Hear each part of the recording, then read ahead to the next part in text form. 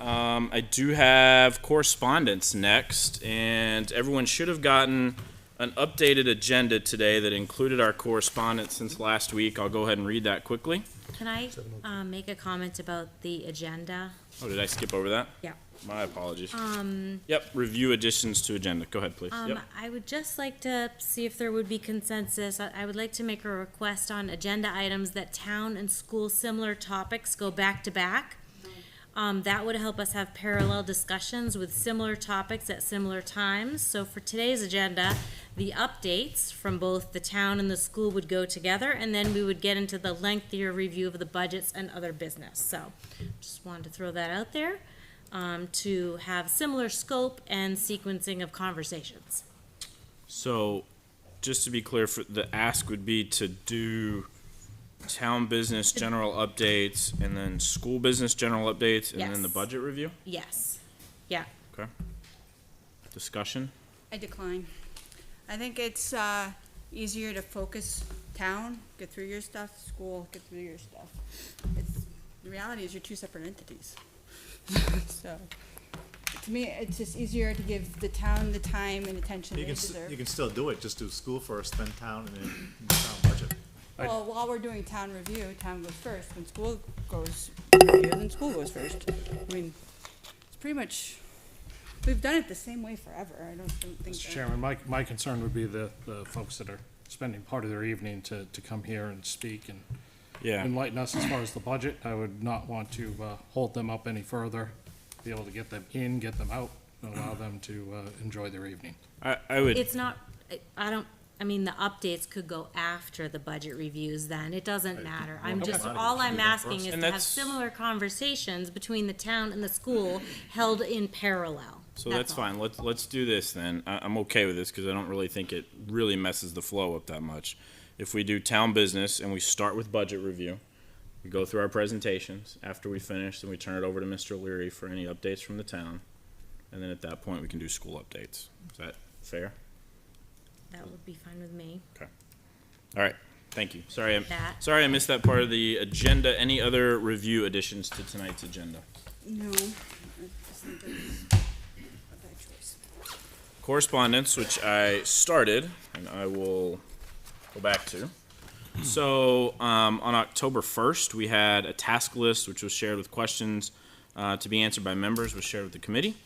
On October 2nd, the minutes from September 29th meeting were shared with the committee. On October 3rd, Chairman Sun shared a summary of correspondence between the chair, Board of Selectmen members, and town legal team. Questions were answered regarding the legality of recent school board decisions. Also on October 3rd, a list of police vehicles and the retained general fund balance by the town was shared with the committee. On October 4th, a revised town budget schedule was shared with the committee. Also on October 4th, Finance Director Karen White provided the committee with gas delivery invoices for the town during 2022. And also on October 4th, the DOE 25 submittal extension letter from the New Hampshire Department of Education to the school district was shared with the committee. On October 5th, the school district business administrator report was shared with the committee. Also on October 5th, Ms. Hirschberger shared responses to the committee's most recent questions from the school board. And then on today, Mr. Sun shared an updated agenda for this evening. That highlights our correspondence. We'll move to review and acceptance of minutes from last week, September 29th. Everyone had an opportunity to review. Have a motion from Mr. Bork. Second from Mr. Barca. All those in favor? Aye. Aye. Opposed? Abstain? I will abstain. So that passes 8-0-1. Okay. All right. So with that, we're going to move into town business, and we'll start with our budget presentations that we have for this evening. Even though I sent you an updated agenda earlier today, we have moved a few things around just based on people that are here tonight, and again, wanting to respect their time. So just so everyone's aware, we're going to start with Parks and Recreation. Then we'll go into Fire Administration and Ambulance. After that, we'll run the list kind of as is. Information and Technology is going to move to the bottom because Mr. Brunel has offered to go last this evening. And then we also have Mr. Brennan, who's running a Conservation Committee meeting across the way. over at the fire station. So we're gonna try to fit him in as soon as his committee meeting ends. So a little bit of moving parts tonight, but trying to accommodate everybody's schedule and get people in and out as best we can. It's all the same people, that just the order shuffling. Just shuffling the order based on who's here and who's not here. Yep. And just I'm glad you mentioned that, because we did move some things off of tonight. So originally we had library scheduled for this evening, and because of conflicts, we moved that to next week. All right, with that, we'll turn it over to our friends from the town. Mr. Gannon, I don't know who's doing the direct presenting, Mr. Gannon or Ms. White? Would you like Yep. to? Sure. Point of, before we get started, I'd just like to introduce everyone to Kimberly Kleiner, our new town administrator, Yes. and welcome her to the fire. Thank you. Yeah, welcome. Thanks for being here this evening. We're excited to have you here. All right. All right. Steve Gannon, I'm the chair of the Litchfield Recreation Commission. A little overview, we are responsible for 7 parks in town. 5 of those parks have fields, play fields. Then, of course, we have Talent Hall, the basketball, the playground, and Darrah Pond. So our budget overall is up about 10%. If we go down line by line, first line, 120 wages for the custodian. It's pretty straightforward, so many hours per week at an hourly rate, and that's not changing this year. Clerical support, we have zeroed out because we now have Matt take care of that. 410, electricity. This is for all our facilities, Town Hall, Brickyard, Woodhawk Way. All the fields have wells or some kind of lighting, so this electricity covers all that. And we're projecting we're gonna be up about $800. So we're gonna go from 7,200 to about 8,000. 411 is propane. This is just for Talent Hall. It's the only place that uses propane. We're projecting that to go up as well. That's a significant increase. We're looking at probably 95.33 overall, or 2,363 increase. Karen has done the numbers, and that's what she's projecting we're gonna come out to. Last year, we had issues with our propane heat where it was off for probably about a month, so the numbers would have been a little bit lower, and then, of course, the year before was COVID, so those numbers dropped even more. Next one, water charges. This is only for the water at Talent Hall. As I said, all our parks have wells and they use their own water. So this water is just for Talent Hall. For some reason, it keeps climbing up. We're actually gonna work with Penachuk to find out what's going on. Everything that we look at looks like it's working like it's supposed to, but we're looking at an increase of $1,388. We're hoping maybe next year we could do some upgrades to make the place more efficient, replace some toilets and sinks, et cetera. Because one building for $2,500 worth of water every year is a little bit high. I mean, is the water usage remaining similar? Is there a leak, like running toilets? There's no leaks. That's the crazy thing is, we closed the building, watched the meter, went back 24 hours later, and the meter did not change. So it doesn't show there's a leak, but it's just an absorbent amount of water.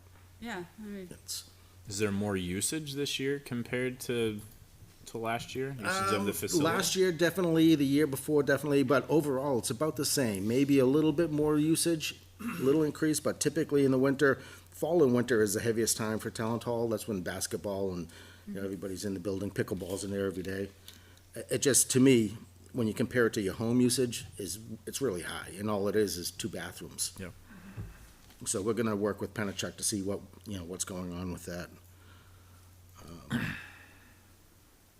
So line 430, PR building repairs and maintenance, that's gonna go up a little bit to $167. I'm looking for $4,500 a year. We're hoping that some of this money will be able to put into, the upgrades of the toilets and urinals, and then also, we know that the building needs some paint and it's needing some repair. Trash container services, line 442. This is another one that surprised us. We expected it to drop. So I'm gonna work with Mr. Mellon at the recycling center to figure out what we could do about this one. We work with Dave and he contracts it out to Waste management. Waste Management. This year, we dropped from the big 10-yard dumpster down to 4 small 4-yard dumpsters at 4 of the locations, and I would have expected that to decrease a little bit, so we need to dig into that one. Are they secured? Like, is there a chance that people are using them? They are secured, but people still manage to dump the trash. And I have dug through the trash and pulled out envelopes and brought them to someone's houses and said that if you continue doing this, I'm gonna come with the LPD next. One man didn't even put the trash in the dumpster, he just dumped it next to it. So, his So- wife took care of that issue So I'm- immediately. I'm thinking that might be the source of your added loads. A lot of them now have a gravity lock, they call it. I don't know how it works, but it's supposed to keep the lids from being open. I don't know how we could use it when we can't get the lids open, but it's a gravity lock, and when they tip it upside down, it dumps in. So that's what we have in place now, Are those on automatic pickup? yes. And that could be part of it too. I mean, I'm not certain what the fullness is of the other dumpsters, but I know the one at Sawmill. It probably gets emptied and it's only a quarter full. So I don't know if you wanna go like to an on-call. I know that it's a little tricky, someone has to be watching it and monitor Right. it, but, what I've seen from when I have to throw the paint cans and stuff in there, Yeah, you know, it's basically nothing in there, then the next time there, it's been emptied. that's something that, we could definitely look into is, you know, how often are they being dumped and how often should they be dumped? Maybe we could, reduce that. Yeah, maybe they give you weight as far as, you know, what they're dumping, and it'll give you an idea of how full they are too. I'll definitely address that with Mr. Mellon when I see him. So that was a significant increase of, what, $2,300 when I was expecting a drop. Chemical toilet rentals, that one, there's a new gentleman in town, and we're gonna give him the contract going forward, and that we are seeing a decrease of $340. So that'll drop down to about $6,000 a year. And I expect him to be, he said he's in town, he has young kids that are going to the schools, and we'll play this different sports, so I think we're gonna get better service as well. Public notices and ads, this one was $150, we're dropping it down to $75 because nobody reads print anymore. So we'll keep that just in case, but general supplies is at 500, it's been level set for the last couple of years. Last couple of years, we haven't used as much paper towels and soap, et cetera, but I believe this year we will. It'll get back into it as the custodian is in there more often. Equipment repair and maintenance, this is another one that we dropped down, and I'm looking to fund it again. Actually, no, we kept it at the same 1,000. We have, like, this year, we just ordered new security cameras for a couple of the locations. Graffiti has been getting a little out of hand. We want to possibly put some motion lights around the pavilion and stuff that'll help try to prevent some of the activity at night when no one's looking. Oh, that place has been a disaster at times. I think that's great. Having seen the torn books and strewn stuff. Yeah, and those lights, whatever we put in, we're gonna try to be more efficient as well going forward. They'll be LED and they'll be motion sensitive. Field maintenance, this is probably, I think 86% of the budget is field maintenance. This is the fertilizing, the treatment of the grass, cutting of the grass, and cutting of the perimeter, making sure our fields are at playable condition. They also deal with the irrigation system at all 5 parks. We're expecting this one to go up. The current contractor we have is a 1-year contract with a possible 2-year extension. He has expressed interest on retaining that extension, but we just have not received any paperwork. We also, the reason why we do with a 1 to 3 or 1 plus 2 is it gives everybody a chance to renegotiate. If we don't like what's going on, we're not locked into 3 years. If we do like what's going on, but like this year, the fuel charges and everything else, it gives them a chance to possibly adjust a little bit. All indications from him is he's gonna retain the current price, but we've had a lot of irrigation work that had to be done. We had some broken pipes and some broken sprinkler heads, and those are pricey. So that one, we're expecting to be up about $90,000. or a $2,600 or $2,700 increase. Facility improvements, capital layout, that one's at 2,500. I think we've left it there at 25. It says sprinkler heads, but I think that's more for upgrading the bathrooms, repairing things as they break, and taking care of like the playgrounds and stuff like that. We need some painting to be done. We have some picnic tables that we need to repair, and that'll probably be the line that hits. Equipment purchase, once again, I'm not too sure what the difference of 730 to 740, but Karen will tell me when I submit it. That'll be up about 280, go up to 600. Once again, we have a lot of equipment that we haven't touched this year, just because the water, electric, and propane have increased so much that we haven't been pulling from our other funds, just because I wanted to make sure that we didn't overspend. So next year, our plan is to be really efficient and aggressive at making a lot of the parks and the buildings a little bit more efficient. PR mileage, looking at 150. I think that's level set as well. And then program expenses, that's the big one. That's Spirit of Litchfield, Christmas in Litchfield. We just had the Fall Festival last week. The Fishing Derby was a big hit. So that one was at 18, and we're looking to increase it to 2,000 or a bump of $200. I think overall it comes in at like about a 10% increase.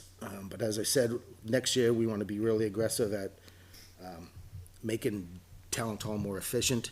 The building was built in 1954. I think the bathrooms were probably updated in the 70s, if that. The fixtures are leaking, the fixtures are old, so what I'd like to do is replace them all with new touchless.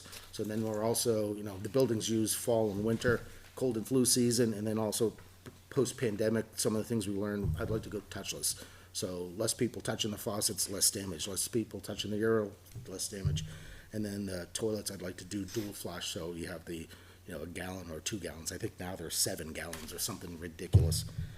So that's something we want to do. The heat in the bathrooms are electric baseboard heaters, but they kind of like you turn them on and guess what temperature they should be at. So I'd like to get those replaced and put real thermostats so we could set them and maintain them. And what happens is if the main heat goes out, these heaters keep the bathroom and the plumbing from freezing. We also have a 40-gallon hot water tank sitting on the second floor for 2 sinks.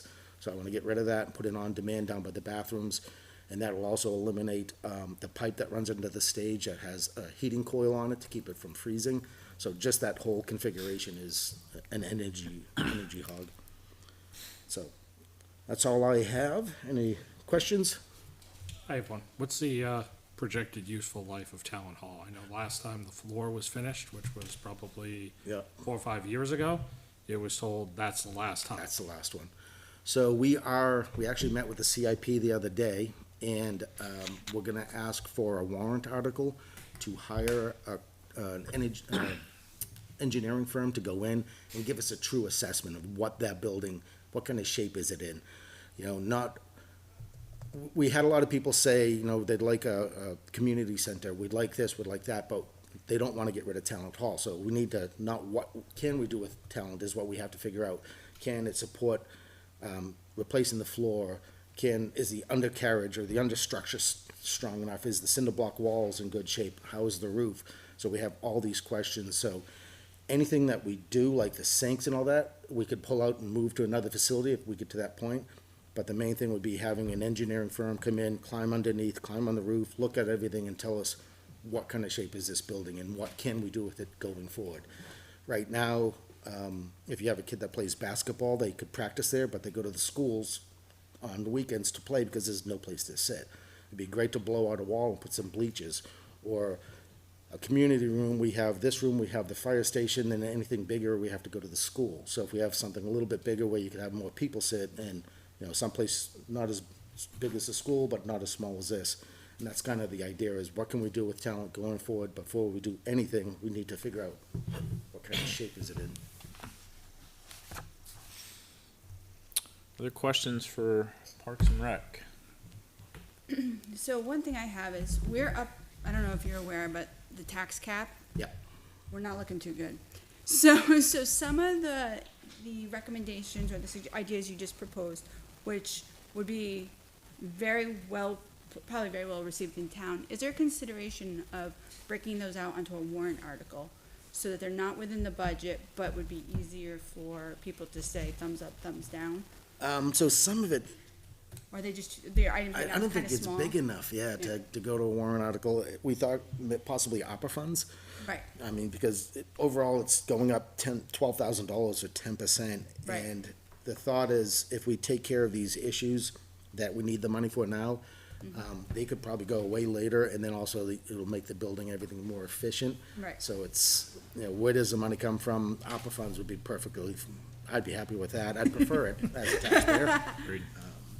Okay, But that's something that I will work with Karen and our new town administrator to figure out what we could do. but I do like, I like hearing that there'll be a warrant article for the assessment of the building. Yeah. Just because I think that we'll be able to propose a better idea once we know what we're dealing with, so, Yeah. thank you for doing that. And why throw good money after bad money? You stop putting money into it. And this is a conversation we had as a rec, is we just keep going around in circles. What can we do? What can we do? And then it's like, we can't do anything until we know what the health of the building is. Right, and really, we can all talk about our opinions of what we can do there, but it's good to have the experts, so thank you. It looks like too, you have like 120,000 impact fees for recreation too, is that correct? Yes. Yeah, so I you can think use that so. towards anything at Town Hall before No, it's so going on, or- impact fees are restricted to new things. You can't use them for maintenance. I mean, if you blow the wall, put like bleachers and stuff, and that's new, isn't it? It can't. So, Because it's an existing structure. so what we'd like to do, and that Adding was, square footage, they can. if we're adding If square you're foot. expanding the building, you can. Oh, really? Okay. I thought we couldn't use it at Talent or Roy because it's already existing. That's good to know. We did, during the CIP, we came with 5 things, and one of them was to use impact fees to, put pickleball courts at, Sawmill Brook, as well as a playground and like a picnic area. Okay. And that is definitely a use that falls under the impact fee. But if we could use that money to expand talent, the other thing with impact fees too, there's they terminate after a couple of years. I don't know where we are in that cycle, 6 years. So we need to get the engineering firm in and then, Yeah. I would Either think- way, there's probably a warrant article, it's just whether which pocket pays for which one, so. yeah. I wouldn't think there's that much in impact fees anyway that would impact as far as building. Oh, yeah, it'd be a lot more than 120,000. Has there been any discussion with any of the groups that utilize all these fields and facilities? I mean, I know back in the day, soccer used to handle chemical toilet rentals, things of Yep. that nature. I mean, we see these organizations that over time are able to build up sizable amounts of money. Is now the time to go to those organizations, basketball, pickleball, softball, for example, and say, you know what, Talent Hall needs help. They actually. And then one other thing, Steve, so then just one other thing, as far as the last item on the, program expenses. Yep. We got Mr. Brennan, who's gonna be coming in here later, that has done incredible work around town at zero taxpayer expense. Yep. Is there any way that we can start getting them to become more self-sufficient by their own fundraising to be able to cover all these different things that they wanna do? So this is, we'll answer this one first. So this is more of like seed money that we give them to get going. So Spirit of Litchfield, we give them so much money to take care of things and start off, but they do make money and they also, use that money to, spin off the next one. The Fishing Derby hasn't been done in years. It was a huge success, so that was one that is just pure expenses. I think we paid But it was done this 600. summer. Yes. Yeah. It was done this summer, yeah. Yeah, and I think we put like $600 towards that, and we bought fishing rods and stuff like that. But we also teamed up with the Conservation Commission, so we both put money, maybe it was 300, and it was a total of 6, but we both put money towards that. But yes, so they do, to answer your question, they do use some of our money, and they also create money through donations and what have you, the food trucks kick back, et cetera, and then they use that money to sponsor the next event. And then the other question. In regards to the different organizations that use the facilities, having them start to pitch back in. So they do, but not in a structured manner. So, a prime example, Litchfield Youth Soccer this year, we had problems at Sawmill Brook where there was a fungus that was taking over the field. It was all brown, and it was about $6,000. We didn't have it in our budget, and Youth Soccer split the cost with us and put that money towards us so that we were able to take care of the grass. Another one is pickleball gives us a couple $1,000s each year that we use. Right now, it's just sitting in the rec revolving account, and we're gonna use that to clean the courts. And, you know, we can't refinish them, but we could at least hire somebody to clean the wood and that kind of stuff. So we do have money in the rec revolving account. I think it's like $15,000 to $18,000 that we could use for some of these different things, but we try to use it just for like the specific purposes of rec and that kind of stuff. So they do kick back. We actually talked about, can we rent out our fields? And the advice from our legal firm was, no, don't do that because it puts you into a totally different category and you're no longer a recreation, you now have responsibilities and expected levels of service, and the advice was no. But maybe we could rent out let someone use the field for a donation. That's some things that we're thinking about. We have to modify our bylaws, which we're doing now, to allow that kind of usage, or to have control of that usage. Okay, one last question. Yep. Otherwise, I'm gonna get killed for making this go too long. Go for it. Good. You know, you just mentioned as far as the revolving fund is concerned. Isn't that part of what the revolving fund is for, to be able to make meaningful changes as far as that talent hall and things of that nature? So why, you know, if we're already over the tax cap Yep. and we're looking to trim, and you have an $18,000 revolving fund, and you want to replace items that are in the bathrooms and a new hot water heater, that seems to me like that's a good use of that revolving fund, not ask for additional budget when it's already over the tax cap. Is that, Yeah, I'd have to look that up. I don't think the revolving fund is usually when you're paying to, say, play basketball, and then the rec is buying T-shirts. So it's kind of revolving, money's coming in, money's going out. I don't know that you can just supplement, but I'd have to look that up. I'd have to look at the RSA on what that revolving fund specifically is for. we have like with pickleball, they've given us the donation and they said, use it, you know, at your leisure for whatever. We tried to do it, give it back towards Talent Hall because they're the ones that use Talent Hall a lot, so we try to, you know, take care of them. Sure. They're also one of But the, that 2,000 is going into the revolving fund. it's going into the revolving fund. Okay, Yeah. but then it goes into the revolving fund, but then it looks like we can't actually use it to try to renovate Talent Hall, so Well, I could would say we? if it's something for pickleball. Yeah, and they because, specify. yeah, Well, bathrooms. Would it make more sense, instead of going into the revolving fund, to have them go ahead, and Mr. Leary, correct me if I'm wrong, can they go to the selectmen with a donation targeted? I thought basketball had done that as far as the backboards in Talent Hall, where you could earmark, pickleball would like to donate $2,000 towards new sinks and toilets in Talent Hall. Is that the way that it's handled as far as specific donations, instead of going into a revolving fund? They could do that. Yeah, Okay. I don't see why they couldn't. Okay. for, a custodian. Any final questions for Parks and Rec? All right. Thank you. Thank you, Mr. Gannon. All right, we will move on to Fire Administration 4220.10.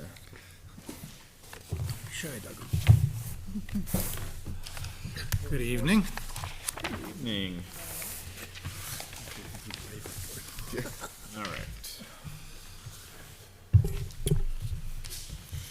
What am I on, 42 today? 4220.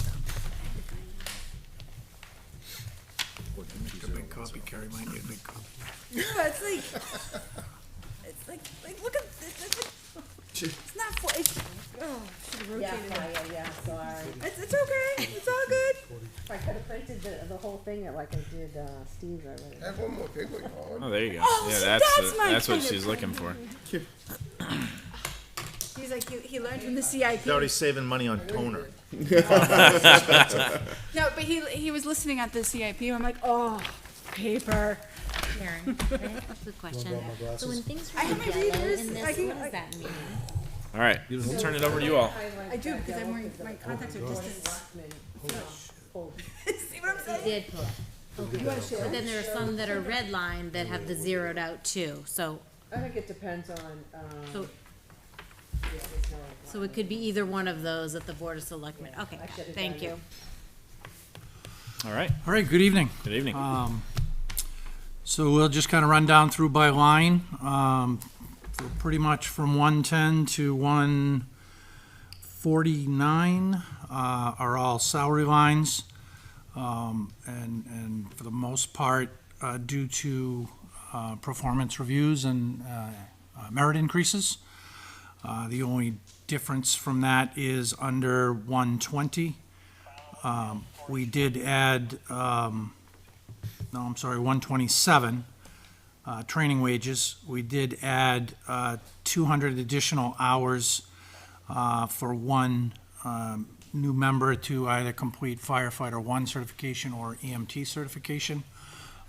We've seen an uptick in the number of new members and the amount of training that we are putting them through. Just to kind of give you an example of that, we just had 3 members finish their EMT at 220 hours, I think it actually is. 2 members finished their Fire 1, actually graduated yesterday. They did a 10-week full-time recruit program at the academy, 8 hours a day for 10 weeks. We have 1 in Fire 2 currently and 1 in Fire 1 currently. So 4 is probably a low number, we're looking at, we just put 8 through classes. But we don't have a whole lot of choice because there's no requirement to train them, but they're limited in capabilities if we don't, and the liability is the bigger concern.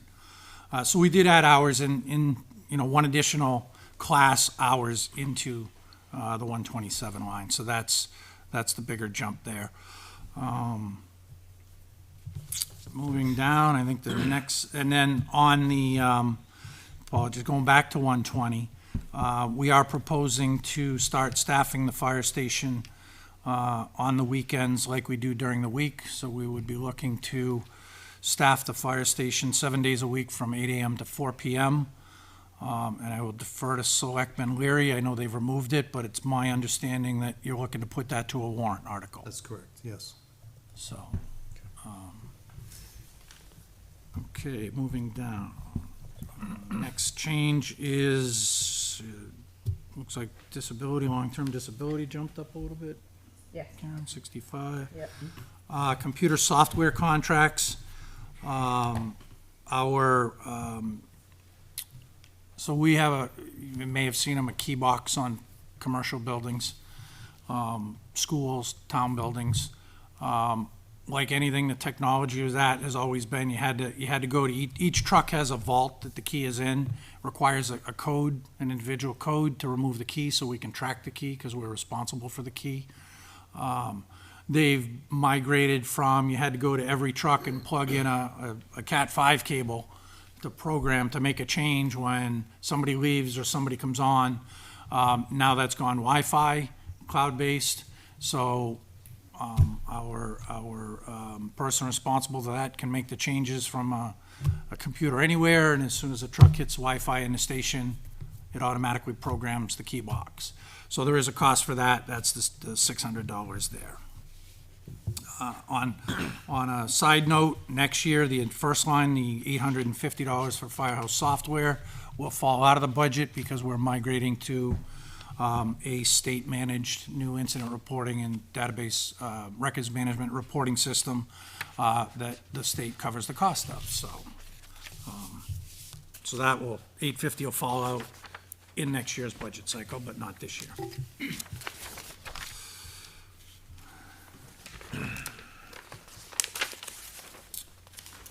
Moving down, instructor services, cost of the contracted training for both our fire and EMS contractors has gone up. Electricity, heating, water, all have gone up. And you have access to the charts, the schedules that we're using that, and have been using for a number of years, which track our electricity, our propane usage for heating and water. We have 3 meters in the fire station. We have one for our sprinkler fire protection system. We have one for our domestic water usage, and then we have a non-revenue meter, well, non-revenue, but I think we're paying $1.19 a month now, since the changes with Penachuk, for refilling the trucks. So when we come back from an incident, if we don't go to a hydrant to fill the truck, we only need a little bit, or it's 20 degrees out, we can fill the trucks in the station, and we're not charged for that water.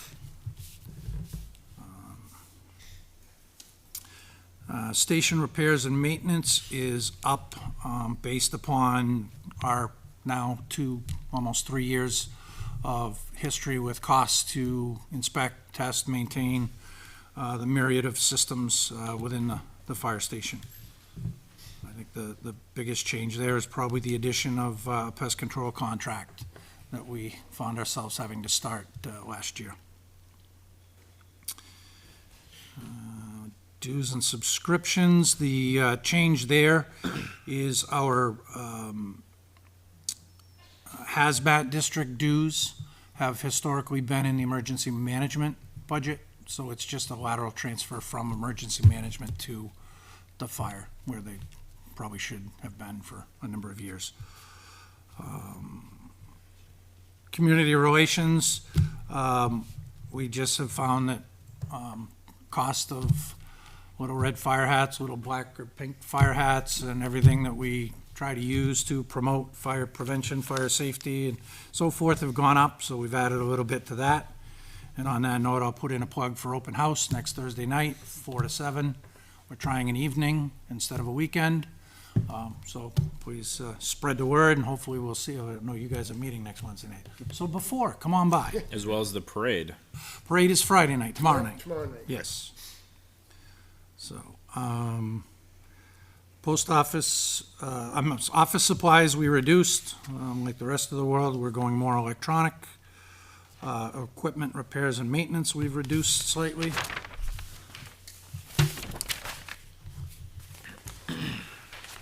Vehicle fuel, no change in the amount of gallons, just the cost of the gallons. Vehicle repairs and maintenance, we've, last year, it was reduced by 5,000. We added the 5,000 back, a big part because we have tapped the reserve fund, revolve, whatever, I'm not sure what the. Oh, you trust fund? The trust fund, which has 75,000 in it. We were approved for 60. I'm happy to say the truck came back this afternoon, is back in service, already gone on its first run with no issues. And the bill is right around 44,000, so not as bad. We still do have one issue to work on with the generator, which they recommended we did locally, but I don't think that's gonna cost us $10,000. I hope not, anyway. So originally that was to compensate for not having funds. And I know we've had conversations with Karen and the board that if they wanna hit that, as long as we do put some money back from either unencumbered or a warrant article to that reserve fund, I'm okay dropping the 5,000, so.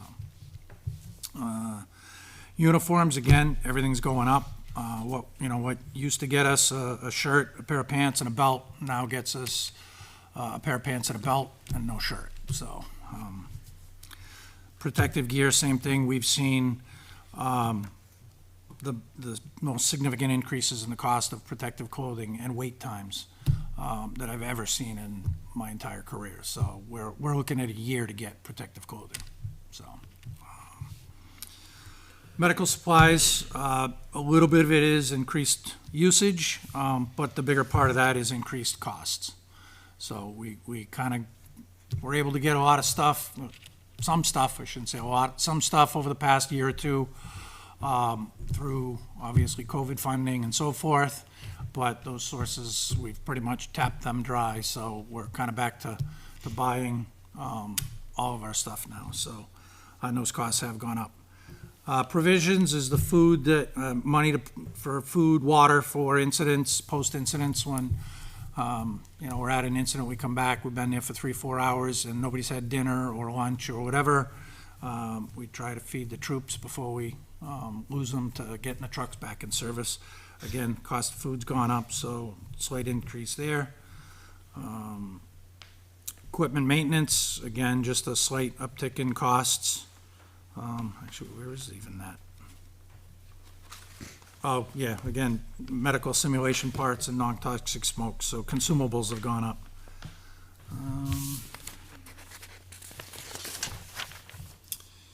And seminars and conventions, just again, some of the classes have gone down, and I did add one additional Fire 1, one additional Firefighter 2, and one additional EMT class. The Fire 1 and 2 are at $135 and $150, isn't a big increase. The EMT just seems to keep going up and up and up, so that's where the biggest chunk of the increase there is.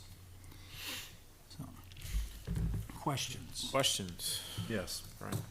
So, I guess my first question is, does the fire department, possibly the police department also, do you through Eversource get a different rate than like the homeowner?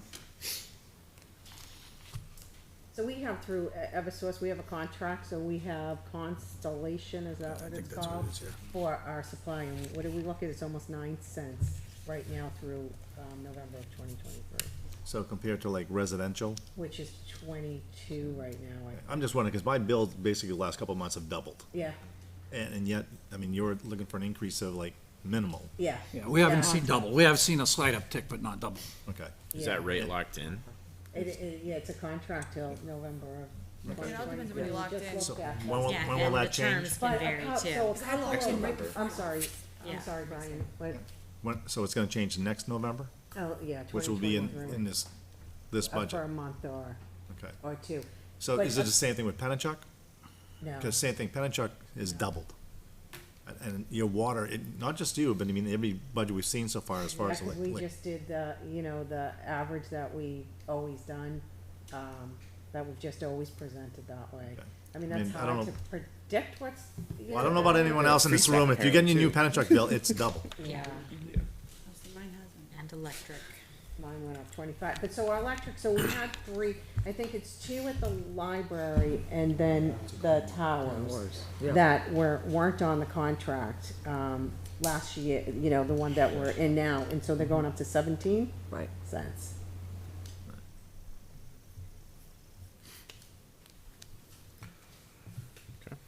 And I forget So, what we were paying. I have another question, it's Yeah, not go on ahead. this one, but I know it's on one of the other ones, and I brought this up before, and that's the old fire station. So I don't remember which one it's on, but there was the cost for heat and electricity. Probably general government. General government, yeah. Yeah, general government buildings. I don't know if you guys are still gonna be here during that, but I still don't understand why we spend that kind of money to keep that building going. They'll use it for training purposes, is that? My understanding is for the bathroom. Right. Yeah, that's under general government, so that's Kim now. But I mean, I can speak to it a little bit, that there's, all town departments have storage there. It's basically to keep it at 50 degrees, and to keep water to the old town hall I guess and to the building. we need water in that. I don't. So it's the I'll only wait till- well, I'll wait bathroom till we get to the for government, the 'cause I mean, the historic amount of- building and the cable building.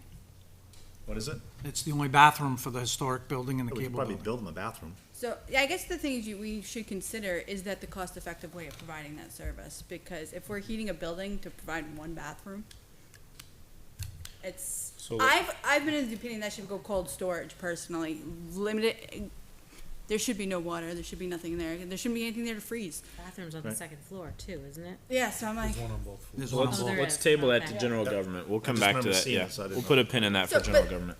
Brian and I kind of agree. Other questions for fire?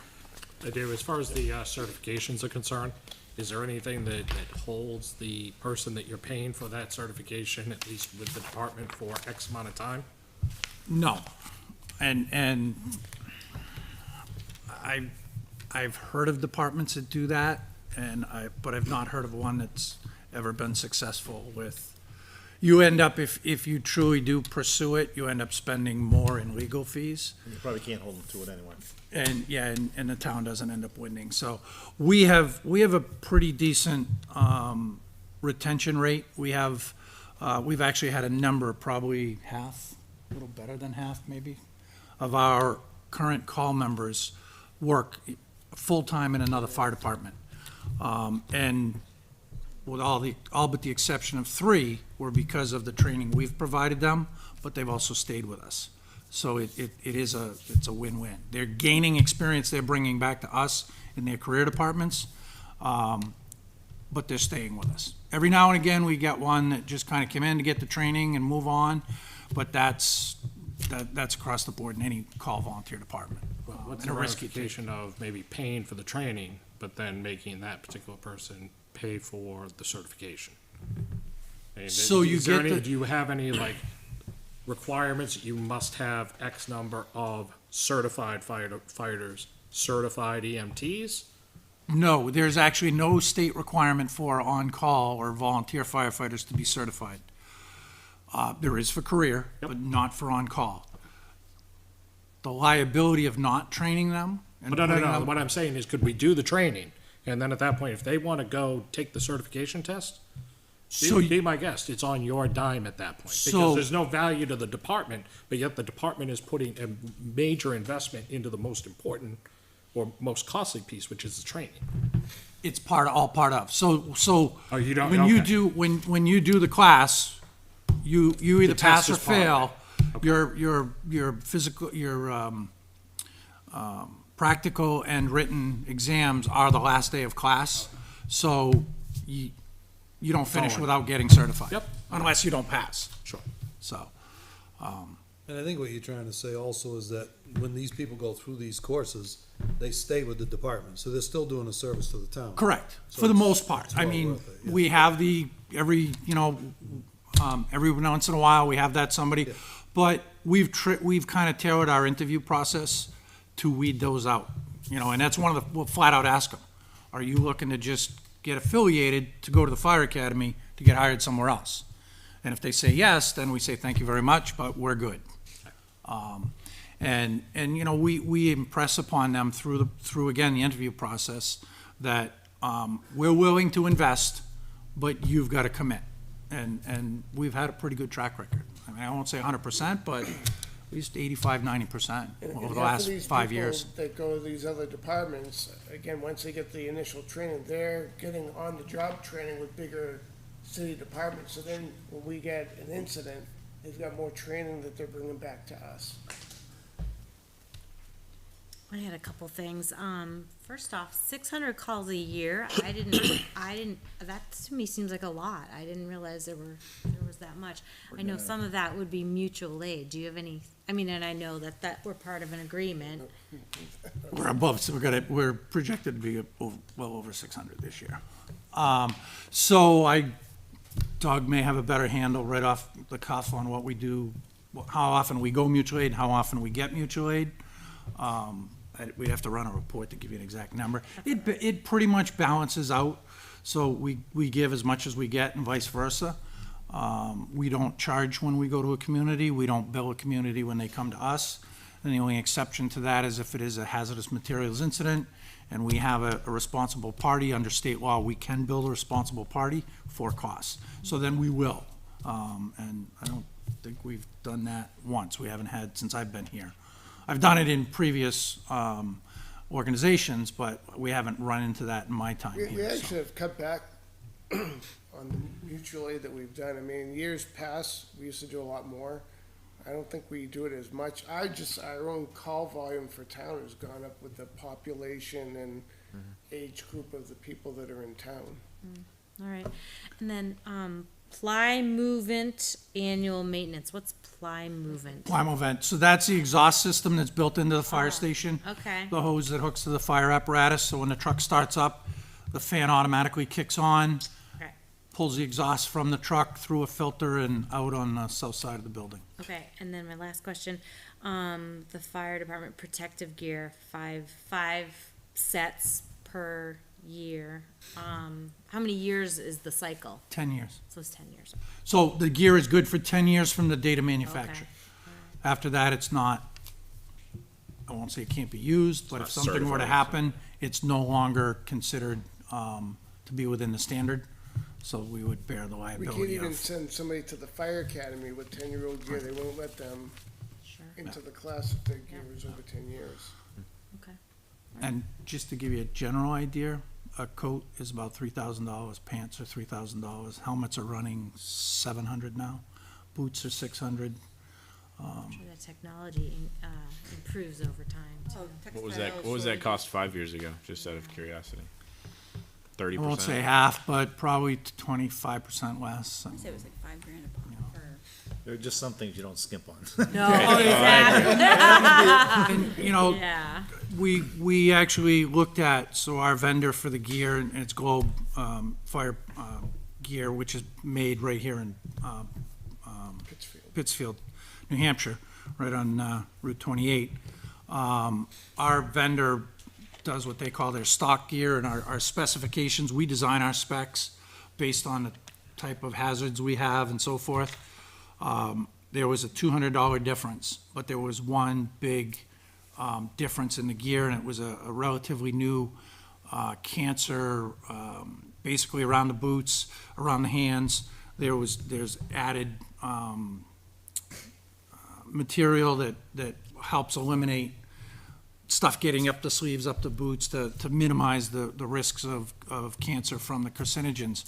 And for $200, I wouldn't, we could have that gear next week if it's the average person and they have it in stock in Barnstead where their office is.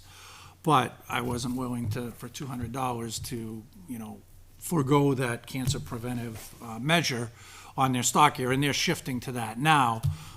So we have gear we ordered in January that we haven't seen yet, and it'll probably be December before we see it, so. As long as the manufacture date's December, I'm okay, and not January.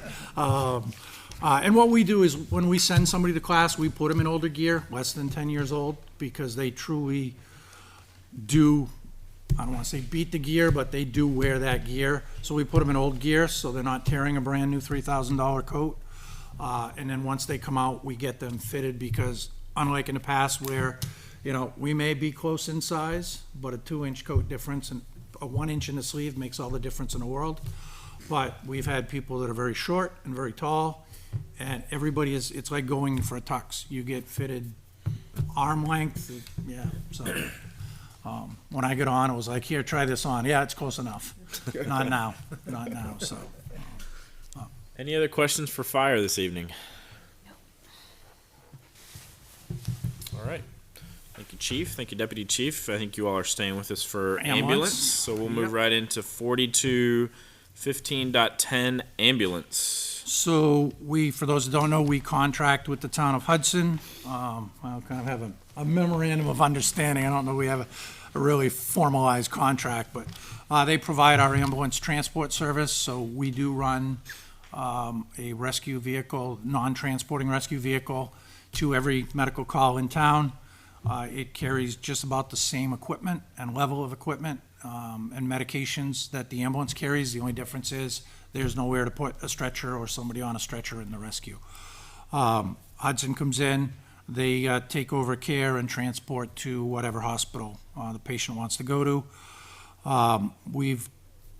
Because of the change they've just gone through with Chief Buxton left, we haven't had an update to the contract.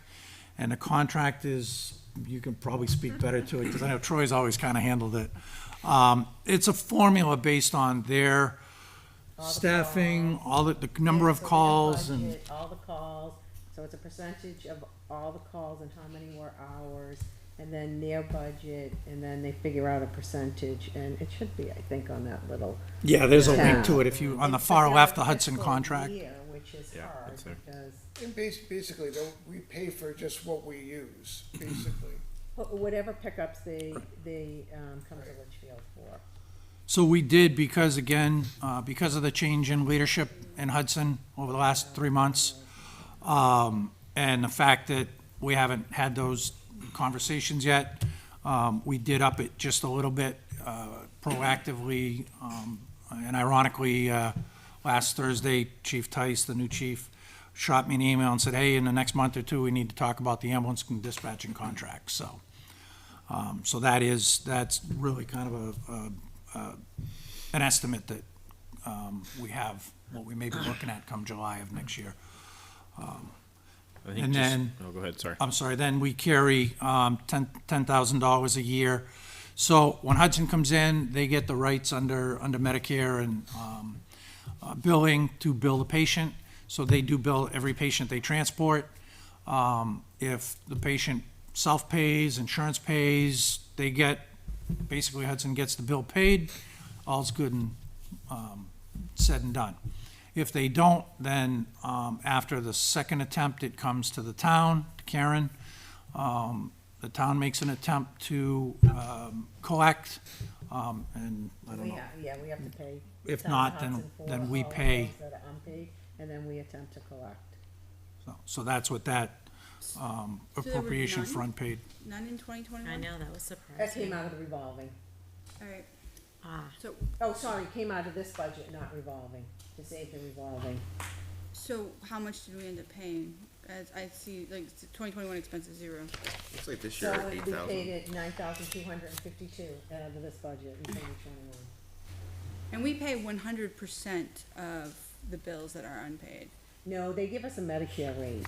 Right, So if the bill originally went to the person at $1,000 and the Medicare rate is less 600, then we only pay 600. Right, I'm just saying, I would assume that Hudson has like a bad debt percentage, like they collect, say, 80% of their debts. Is there any way we could factor in something similar with ours, like, So ours is a lot different, so we do try and send ours to collections, and then we have to pay them 33% of whatever they collect. Hudson, because we're not Comstar's client, Hudson is, they will not, and because of HIPAA, they will not give us any information with their name and address, so I can't get, social securities, I can't get anything, so when you send it to collections, you have nothing. So I think, So it's. so so then I would even leverage that further, that if we're handicapped in attempting to collect, then Hudson should work with us in the ability to say, we didn't collect on 10 grand, so you can pay us 5. Oh, yeah, we've tried that. So, or 7,500, because if we literally are in a position where we cannot collect, then And so they have, and we have a write-off procedure that will write off ours. So with ours when they go into the revolving for the ambulance, we can write off that debt because now we've paid for it. When it comes out of here, you've already paid for it. But we do try and write it off because I'll tell you, we'll probably pay that 10,000. We'll be lucky if we got $100. So, paying but that's it what I'm saying, back. like, if Hudson bills us 10 grand, we pay 10 grand. We used to. no, we pay the Medicare We rate. pay the Medicare rate. So if it was 20,000 and the Medicare rate was 14, we're paying them $6,000. Does that make sense? But I think if I understood your question, Carrie, They're already taken. so yes, they have a factor of 87, They don't whatever collect 100% percent. of theirs, Correct. But our contract, we owe them 100% of what they transport out of Litchfield. Right, so I'm saying, as you go to renegotiate the Right. contract, perhaps that's something that needs to be considered. Literally, we can't collect 100% because we don't have the information to do so. So Right. that needs to be factored in when you go to when you do the contract negotiations. But when we look at the cost for us to do this, we can't touch it for this price, so. There are other Perhaps not, towns, but though, we- that we can use as negotiation. Can we get a bid from Londonderry? Can we get a bid from Manchester? We had a casual conversation with Londonderry About 3 years ago. 4 years ago, and they couldn't even touch this. So, and I mean, quite candidly, for $75,000 a year for what we get, I wouldn't be tipping the apple cart, quite honestly. We're up against the tax cap, and you have to start looking for places to look. And the other thing is, I mean, they're much better at billing now, but I remember them coming to us 2 years later with, oh, by the way, you owe us 40 grand. They've done that to us So, Right. they're not exactly saints when it comes to this billing, so we should have that conversation. Noted. Other questions for ambulance? We'll let you know when we have that negotiation. Yeah, invite Carrie to that negotiation conversation. Any other questions for ambulance? All right. Thank you, gentlemen. All right. Good We evening. have, did you have code enforcement and hydrants too? No? No and no. Absolutely not on number 2. Like last time, or emergency management, I feel like they were, used to be like. No emergency management, I am not the director anymore. Oh, okay. But I will, just because I know it's a pet peeve of yours, At least I'm predictable. very, very briefly before we leave quickly. So we do have more hydrants coming. Of course. Right here on Hillcrest, there's 6 hydrants coming. And as well as the proposed hydrants, or the hydrants that are part of the proposed development in the north end. No way they can hook up to Manchester, is there? No, no. But in that vein, we work with Pennachuck when they're proposing, like they sent us the map for Hillcrest, they sent us the map, the engineer sent us the map for the proposed development. We look at spreading them as far as we can comfortably spread them, and I can tell you on the, We cut 2. we cut 2 out of the north end, because we're sensitive to the costs. That's what I'm saying. And not to cut safety, but Manchester. when you've got a 700-foot street, you don't need one at each end of the street. You know, we'd rather the one at the start of the street and not the cul-de-sac, so. And even the engineer was like, well, you're like 1,100 feet. We're good with 1,100 feet. We can make that work for the sake of one hydrant forever. So, and really the same here with the Hillcrest. We really couldn't cut any because they had already kind of put them at, you know, the subdivision regulations is what we go by, which have been long before me. It's 500 feet to a driveway, so if you figured 2 driveways are 1,000 feet apart, one in the middle, not one every 500 feet, so. Just wanted to prime you for the next. Well, again, if only we could just connect to Manchester, because they're much more friendly with their billing. Yeah, 'cause I wonder if those are gonna. That would be the affect our budget PUC. next That'd be year. ideal. Those hydrants. The ones here on Hillcrest are slated for next year's installations. Oh, okay, so that would. So hit it'd us be in there. maybe half a I year at think the they're talking most, about if not putting them in less. spring. Yeah, so maybe half a year. So, And I don't know where we're at with the project. so good luck with next year's tax cap, is what you're saying. Awesome, thanks. All right. Thank you, gentlemen. Appreciate it. Have a good night. All right, moving into planning board, 4191.10. Turn it over to Miss White, I believe. All right, planning board.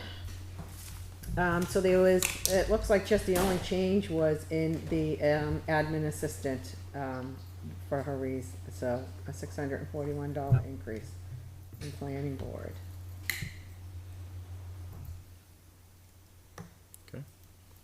Questions for planning board? We have Miss Stevens, who's on that committee as well, so she might be able to chime in. So the admin assistant, is that a new position or? I No, hadn't she's that- been here for, Oh, okay. yeah. that was So a I just long had to time. note that the planner cost, the planner cost, this is different. Planner cost almost doubled since 2020, and I'm curious. The So the NRPC. expense, yeah, do you wanna? As far as I know, he's not charging any extra, he hasn't changed his costs. And usually, the majority of the costs end up towards the end of the year. So if you look at like what we've spent so far, I don't even know if we've hit half the budget yet so far this year, but the majority of his work is, preparing all the warrant articles and things like that, so we usually end up spending more money in the last quarter. So if he hasn't changed his costs, Well, he's now helping with CIP and he's doing our, impact. fee. Yeah, so he Yeah. does have a lot more work Yeah. this year than Which like believe me, 2021. We can get the impact fee updated, it pays for itself. I know, but that would not be a yearly thing. I know the CIP going forward is intended to be a yearly update, but the impact fee would be periodic, I would assume. Yeah, I was just, not in the planning board, I was told to keep it. I know they used to have from NRPC, Jen, Cesar, I think it was, used to do it, and she used to really, do a lot. I mean, I've We seen him would in send that meetings off, and so he's very, I mean, obviously I very don't know competent. if Jay is doing, or planning on doing a lot more next year, and that's why they wanted to keep it the same. But that's my guess, is he's planning. You're on right. I doing guess the impact fees would be the majority. I don't think the impact fees are going to get finished this year. Yeah. Is the thing. I mean, I know they took, I have not seen. No, those have to be done before the next major development goes forward. I mean, have you read the original impact fees report? Is like something like 30 pages long or something like that. You know That's what, up to if they could couple at of least years, take yeah. out the 30% towards schools, state aid, and just raise that to start, I'm gonna be less upset, but. Yep, I don't think it's something that's going to get done as quickly as we want it and we to. just started it, right? It just Yep. kinda. I know, We but haven't seen we've any ha- updates yet, even. We have put in so many houses at an impact fee that is not covering its impact. We are not doing our duty to the taxpayers, and it kills me, honestly. When you think about how many houses have been put in, and if you consider that each house is probably at least $10,000 too low on impact fees. We are leaving money on the table that could be used for all this other stuff, and it's, Well, so far the impact fees are on the square footage of the, living area, is how they do it, not. right, but if the school off the top is 50% too low of the fee, then every house is not paying its full. Recreation and the schools are the most. Right, and so, since the impact fee itself says that it assumes 30% state aid, so they reduce the impact. But we're not getting state aid anytime soon. So, that number automatically is too low. And every time we build a house and we authorize a new house, we're not I charging feel what we like should be that's charging. another topic. No, I'm just saying, so, My just- question it's a was, budget are we number. gonna be using the same level of services as last year? Because the actual expense from 2021 was 11,000, and I know that the budget for this year was 18,000, is 18,000, so I just questioned that, that's all. what is Yeah, the current run rate? What do you think? We Yeah. What have we spent so 20 far? and 21 Yeah. was COVID also, so everything was remote. Well, even this year though, and we've had several meetings, I just haven't looked up, and despite Karen's awesomeness in sending out the reports in regular fashion, I didn't look at each detail. what- Planning, so far we spent $8,078. Sorry, how much? On 390. $8,078. And that was through, But I believe that there's a backlog. right, so, but if it Yeah, was through the yeah, end of the he month, and he's bills like pretty late. So Yeah. months late, so it's He does bill pretty late. budget, almost half the budget through half the year. half the year, Yeah. right? And hearing that not all of that work is gonna be complete, I think that number is fair for next year. Yeah. Other questions for planning? Kate, what would be the impact if you didn't have him join in the CIP meetings? Because that's probably, 2 hours a meeting. I Is he can gonna just sit find that and number for listen you. to it, or but could he just be an advisor to ask questions at a later date? I think They'd still have from to watching the watch it. CIP meetings, I think he provides a lot of valuable input real time. Okay. I'm not on the CIP committee, but So, I think they usually have at least like 3 or 4 questions for him. right, and if he watches it, he's gonna be spending the same amount of time just Well, that's my watching point, it. is he wouldn't need to watch it, then at that point, he could just be brought in as an advisor. It's just to have somebody at a professional hourly rate, sitting in that seat, just listening, but if you're saying that there's valuable impact and it moves. He's things on the quick. agenda every meeting. He has like an update in a session. Oh, go ahead. Right, Bruno? If I I may, charge you travel time too. he does have travel time. He's an active member because he's actually one generating the reports, building the spreadsheets, figuring all the data. So he's really the manager of the data. And he's gonna basically deliver at the end, the written CIP, the calculations and all that. So he's pretty much the administrator at this point of the CIP. Yeah. Actually, yeah, most of it hangs on him right now because he's pulling together the chart. And that will be reviewed the next, soon. Any other questions for planning? All right, Moving along to zoning, 4191.30. So zoning, I left, I didn't, do any changes to zoning. The big one. Pretty straightforward. Any questions for zoning? 4195.10 cemeteries. So cemeteries, I reached out to, the, cemetery trustees, and they only increased it $1,000 on the groundskeeping, under the, tree removal and fence repairs. And they wanted to keep the rest the same. Their water hasn't been affected? I don't know that we've gotten, really many water bills Looks like that, they've only spent $143 so Maybe they far. have a pump well, I don't know. but- No, they don't have a well. Alright. I know mine I just got the other Cemetery, day, and it went up like $10 from the month before. They don't use that much water. Oh, I just figured. Yeah, I don't think they do either water. Yeah, we haven't paid a bill, yet this month, and so year to date, we paid $143. And I think they shut off the meter come, winter. I think so. Yeah, I think they do. Yeah, do they? Shut off the meter. Sometime after Labor Day, but I think it might be October 1st. Well, that makes sense. Do they do it automatically, do you know? Or does Then a check somebody? come out and do it. Yeah. Disconnect it. What's the tolls and mileage for that? I think if they go to, any seminars, if they go up to, Concord for a trustee seminar, we would pay them the mileage, or, pay for. Has it ever actually been used? I don't know. Not in 2020 or 2021. I don't recall it ever having been tapped into, so I'm just curious, are we just holding it, or has it been used? Yeah, I say it's probably just holding it. So we can reduce that to $1? Sure. Keep it open without. Anything else on cemeteries? All right, we're gonna skip conservation because I believe Mr. Brennan is still across the street. We've covered Yeah, he Parks said and he's on Rec. his way. IT we've moved to the end, so we're gonna go to Mosquito District, 4411.20. Right. Sorry, gotta find it. It's okay. 4411. So I left that one flat too, so we got the contract, it's still the same. And the contract, is a little less than the 28.5, but if they find a pool or, one infected, they will spray. So we just add a little more for the spray. So you see in 2021, it was 27,765 that we paid, and I'm pretty sure that is still the, Yeah, that's the I same rate. attached it, yeah.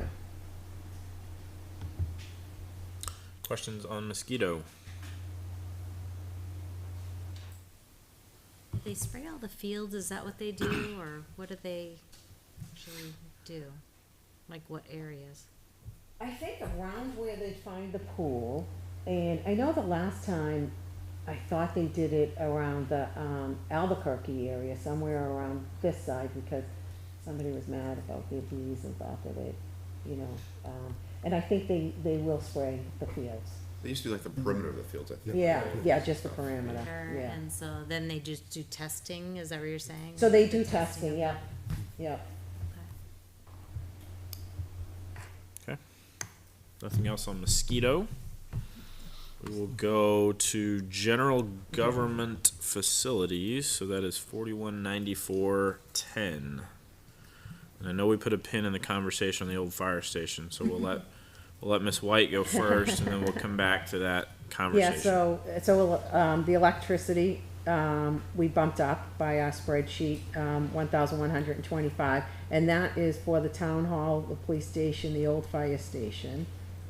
And, propane, we're on with the school at 225, and so we, estimated that, and then for the new communication towers, we add 319 gallons for that. Water, I left the same, cause did I check water on what we had spent so far? I mean, I know, the water's going up, but we were over the tax cap already, I added, and, I will say, tomorrow I'm getting my insurance rates and it does not look good. Yeah. Water, we have 37.91 left in the budget, for the water. So I think that's, it should be about 25% now. So, I shouldn't say that, cause we still probably haven't paid September, but, I mean, I don't know. We'll just have to shut off the faucets and tell people they can't use them. It's down for maintenance. Yeah, exactly.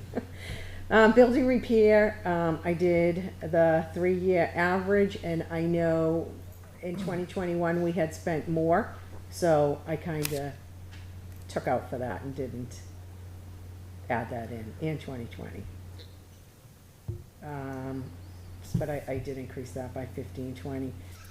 Trash container services, I increased that a little bit by, now we know it's $307 per month, and the 6-yard dumpster. Gasoline, I mean, I'm saying by the fuel estimate that we do, I think it's already increased. $3.59 was when I did the budget, but that wasn't that. We could take a look at it for final voting, so. The U.S. Energy Information Administration, they have it, they're saying for 2023, $3.61. So I increased that by 10,000. Generator fuel, I dropped by $90. Custodial maintenance, I did the 3-year average, so I went up by $782. So that one's an increase of $17,059. And that's a reflection of our gasoline, our electric. I come over at 8:30, what time is it? Sorry, Jason's asking me, can he come over at 8:30? Perfect. Perfect. So sorry, John. No worries. So questions on general government? Come back to our discussion from earlier. Right, so we're paying $31,000 at least right now, just for electric, propane, that doesn't count insurance or water. And I still, for the love of me, don't understand why. Well, that's not all the old fire stations. It's not just that building, It's that's all the buildings. Town That's town hall, hall, yeah. police. So it's this whole building and then the fire station. Okay, so it's, Yeah, all right. yeah. Well, regardless, if we're paying $100, I don't understand why we're not just, Is there a way to pull it out? Like how much is put, how Separate much are we meters. paying towards that? What's the per building cost? Is that No, I'm just saying for the old fire station, because that's been a hot topic since, like, there was a warrant article to get rid of it, and people didn't want to, and so now it's like, what are we gonna do with it? Well, I advocate cold storage, which means no water.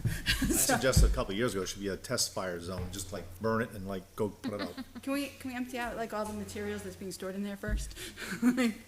And I think that maintenance work is some done over there. It's just the people were asked to get rid of it, and they voted not to. So Okay, we don't. We but- give it the bare minimum, we don't give it anything more than it absolutely needs to survive. but I I can have, We should be able to the pull this AP up. clerk go through it and see which ones are the fire stations for those, and, send a spreadsheet. But you'll have to do Old Town Hall, has to be part of it. The Old Town Because you wouldn't Hall, be able to keep Old Town Hall with no plumbing yes. if you got rid of the fire And station. it's also the plumbing for the cable building, You wait though. because they don't have a bathroom in is that it a building. requirement or a convenience though? Like what is to have the old town At hall? Old Town Hall, yeah, that would be my question. Is it a convenience or a requirement? Well, if they're having a function there, you don't want people peeing behind the building. Well, so the meeting house has their own, They're open for a electricity, couple hours though. and we And the budget cable for them building, like there's people in the 650. cable I think building. cable And they pay us Yeah. back, so that comes in as a revenue source. Right. For the, Was that again? um, Sorry, Karen, I missed that. For the meeting house electricity, the old town hall, Yep. we budget $650 and they pay us back for what they use. They send us a check each month, we send them, we pay it, they send us, we send them a bill, they send it to us. And that comes in as a revenue source. So like 2021, it was 511, 2020, it was 646. Their actual expense. But even if they need a So- restroom, it doesn't make sense to heat a building and provide plumbing there just figure out a solution that's more cost We effective. have a great new local vendor of porta potties.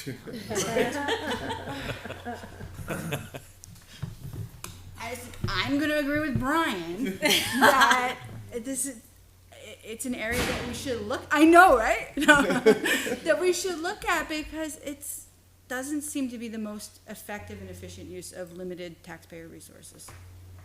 I think if we did have the cost, the actual maintenance cost for that, and then it was put again on the, as a warrant, then people might have a different opinion, knowing how much it actually costs. When was that last article? It was piggybacked with the fire station build. The same ballot had, if we approve the fire station, do you wish, to dispose of the existing one? And they approved the fire station and did not approve of disposing of the old fire station. So I heard there was an ask that Good you're conversation.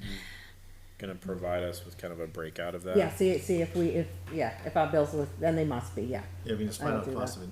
You're insuring the building, I take it also, so we're paying for insurance, Yeah, water, we'd be paying insurance. water, electricity. And they propane. don't, they don't break down, the insurance on it, but, I mean, I would We will think that pay impact would insurance be on it. relatively minimal. Because you have a big, yeah. The whole impact is minimal. but the heating's not and the water is probably not, but. There's very little water being used. At that building, at those Perhaps, buildings, and but- very little but- heat. It's but set at the- 50. The monthly cost of a meter is not inexpensive, so it's just like and we're at a tax cap. If I can, You wonder if they have a leak, like, Even set at 50, I don't think that building's all that efficient. So, got that as Yeah. a follow-up, thank you. Yeah. Other questions around general government buildings? I do have one question. Sir. Is it possible to use either, fund balance or end of year funds, if there are going to be any, to start making advance payments on the communication tower? I mean, that Warren article is throwing 151,000 onto the budget is strangling us when the cap can only go up 175. That's a real anchor. Is So there that- anything that's- that can be done Yeah. with trying to make that the focus? We only have 3 payments left, 3 years of payments left. Yeah, Is it possible? Bob, is that something? We did the first one, I know we did that. I don't know if you can do it beyond that. Yeah, or we'll not. look into it and see if you can do prepays. But even, I think your original question was even, what is being budgeted in this budget? Could that come out of? Right, could we, Fund balance. could we take Not it even out of the fund prepaying balance at the 4 end and of 5. 2022, or extra funds at the end of 2022 to pay forward Yep. 2023s, because then all of a sudden, you know what, your tax cap issue goes away. It's a big, And it's a big. it's also just, like, we're gonna keep having this issue for the next 3 years if we don't come up with a way to figure out how to dwindle that down quickly. Well, my only concern with that too would be that the taxpayers voted to approve the spending of that $150,000 a year. So, I mean, we bypassed it the first year when we put it in by paying for it. Do we dare do that with the remaining balance? Well, if you But do if you're it, using your fund balance, I mean, you're using funds that, The Warren article said to raise and appropriate so Right. much It per doesn't say year. come from the unassigned fund balance, which Yeah, I think. only the it first won't have payment to say was, that. yeah. it was specifically written that way for the first year. Yeah, because what happens if you can't do that every year, and you're now reducing your budget by that 150, if it's gonna come back into your budget the year after, because you couldn't do that, you're already at your tax cap, because you've already, you're just kicking it down the road. And I get that, That's but I what's guess really that's why you kind of have to have a strategy. Yeah. Of you're going all the way and knocking out 3 years, or you're doing nothing. Yeah. So to Brian's point from before, it would be great to be able to take a look at an analysis of, and my apologies, we're at like 9% as far as the fund balance. 9.6. Yeah, so like, if making those 3 payments, three years of payments, brought us down to, let's say, 8.9, what is the impact of us going from 9.6 to 8.9%? And does that outweigh the fact that, again, we've got this behemoth payment that we're stuck with because of the warrant article. Yeah. Meanwhile, the tax cap each year doesn't scale with that Oh, type of warrant article right, payment. Yeah, But that payment's already figured into this year's budget. It's the additional spending that's causing the crunch on the tax cap. It's all the extra The items, the gasoline. increases This in year, three. salaries and fuel and Right. heating But I and mean- electricity. Reevaluated. I understand what you're saying, it's just, Right. I think that opens a big can of worms. Anytime down the road, people say, well, maybe we use the unexpended fund balances to fund this or fund that, or anytime there's requests. I worry about that. Okay. I think it kind of circumvents the taxpayers. Could there be a warrant article that asks that question, give the voters the option for that? There's nothing against putting a warrant article You in. could ask almost anything on a warrant article. Yeah. Okay. I wouldn't be opposed to that. I mean, if the taxpayers say do it, then you do it.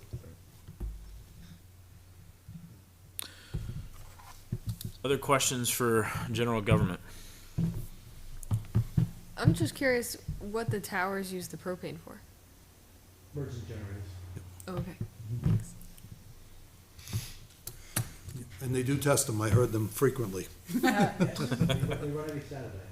All of them, different hours. All right, if nothing else for general government, we're gonna move into information technology. I know Mr. Brennan will be here in about 5 minutes. So we'll let Mr. Brunel go with information technology, which is 4150.20. Good evening. Good evening. Almost there. That's okay. There you go. Awesome. All right, well, I'll walk through. Feel free to interrupt and ask me any questions. I'll provide my commentary as I go along, I guess. So, in my budget, line 110, that's my existing contract. It includes a small 2% increase for this year over last year. I will just note it, I'll editorialize a little bit. The contract states that I work 24 hours a week. I average 38 to 40. So, this is a reference. Moving on to 341, this is pretty much all the data services throughout the town. Data and telephone services, it covers both wireless and our landline services. It's pretty much driven by usage for the most part. So can I? Yep. So the biggest increase there is the Verizon Wireless. I'll explain that. So the Verizon Wireless, this line includes a updated service for the police department. The police department has proposed to outfit the frontline fleets with a dedicated cell phone that's Is this capable. what you were talking about last night at the school board meeting? Is this- No, Oh. no, it's different. So they propose to outfit the frontline cruisers with a dedicated telephone to be used by the patrol officer in their duties for taking pictures of evidence and transmitting and communicating, making phone calls. In addition, they're also looking to give the administration, the chief, the captain, the detective, and the 2 sergeants a standard phone that they will maintain with them at all times because they're always on call and need to be there. The reason why they're doing that is there's a liability of someone using their personal phone. If they take a picture of an accident scene or evidence, that phone now becomes open to a warrant for discovery. So they're trying to minimize that concern. So that's where that increase is, and it's calculated about $440 a month, and that's the only really increase in that line. Quick question on that, John. Yep. Is there a reason why we wouldn't take a look at using the Xfinity cell phone service So that the rides on the Verizon network that is cheaper than Verizon? The problem with the Xfinity network is they rely predominantly on trying to hop on off Wi-Fi singles. That's how they get the cheap service. Sure. That's not viable in most locations around here. There's the Xfinity Wi-Fi service, the public version of it, what they sign on to, is not as predominant as the service itself. And these are going to be used for emergencies. So we want to go to reliable service. Verizon is our FirstNet-like service for public safety, and that's the preference to move Right, forward. so there hasn't been any shopping around of any of the other major carriers? So from a data service perspective, the cost is pretty much the same across the carriers. Right now, we work with Verizon. Verizon's actually working to improve additional services in town because of some of the complaints that we've had from our residents plus our own department. AT&T is okay. T-Mobile's probably the better, other one of the other service that's providable. We hop off and on their network too, so. Yeah, I And just- if I had to go replace every phone, every service I have that's Verizon, I would be asking for roughly about 15 grand in transmission gear. No, I appreciate that. I know that we switched from Verizon just because it's ridiculously expensive. So I I don't, I'm just surprised that there's no other alternatives, given that everybody's in a similar situation, that somebody else doesn't exist. I think, if you compare a service, a phone costs us roughly $30 a month for data and phone services. And that's unlimited, and we pool all of our times, so we do get a pretty good deal when you think about the services that the data that we used. If you think about the communication sites, they actually have cellular uplinks for monitoring and make sure things healthy. That's there. That's all part of this program too. So, I'm not convinced that if I try to shop around, I'm gonna get a better deal.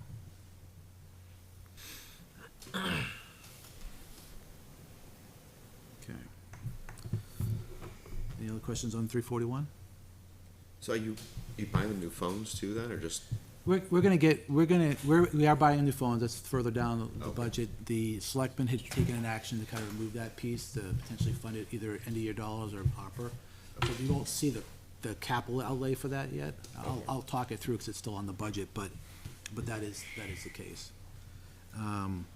And we will, because of Verizon, we, as a government, we can buy phones at zero and also minimal. So right now, these are spec'd out as, not this generation, it's just 2 generation old phones. So they're a couple $100 for the service.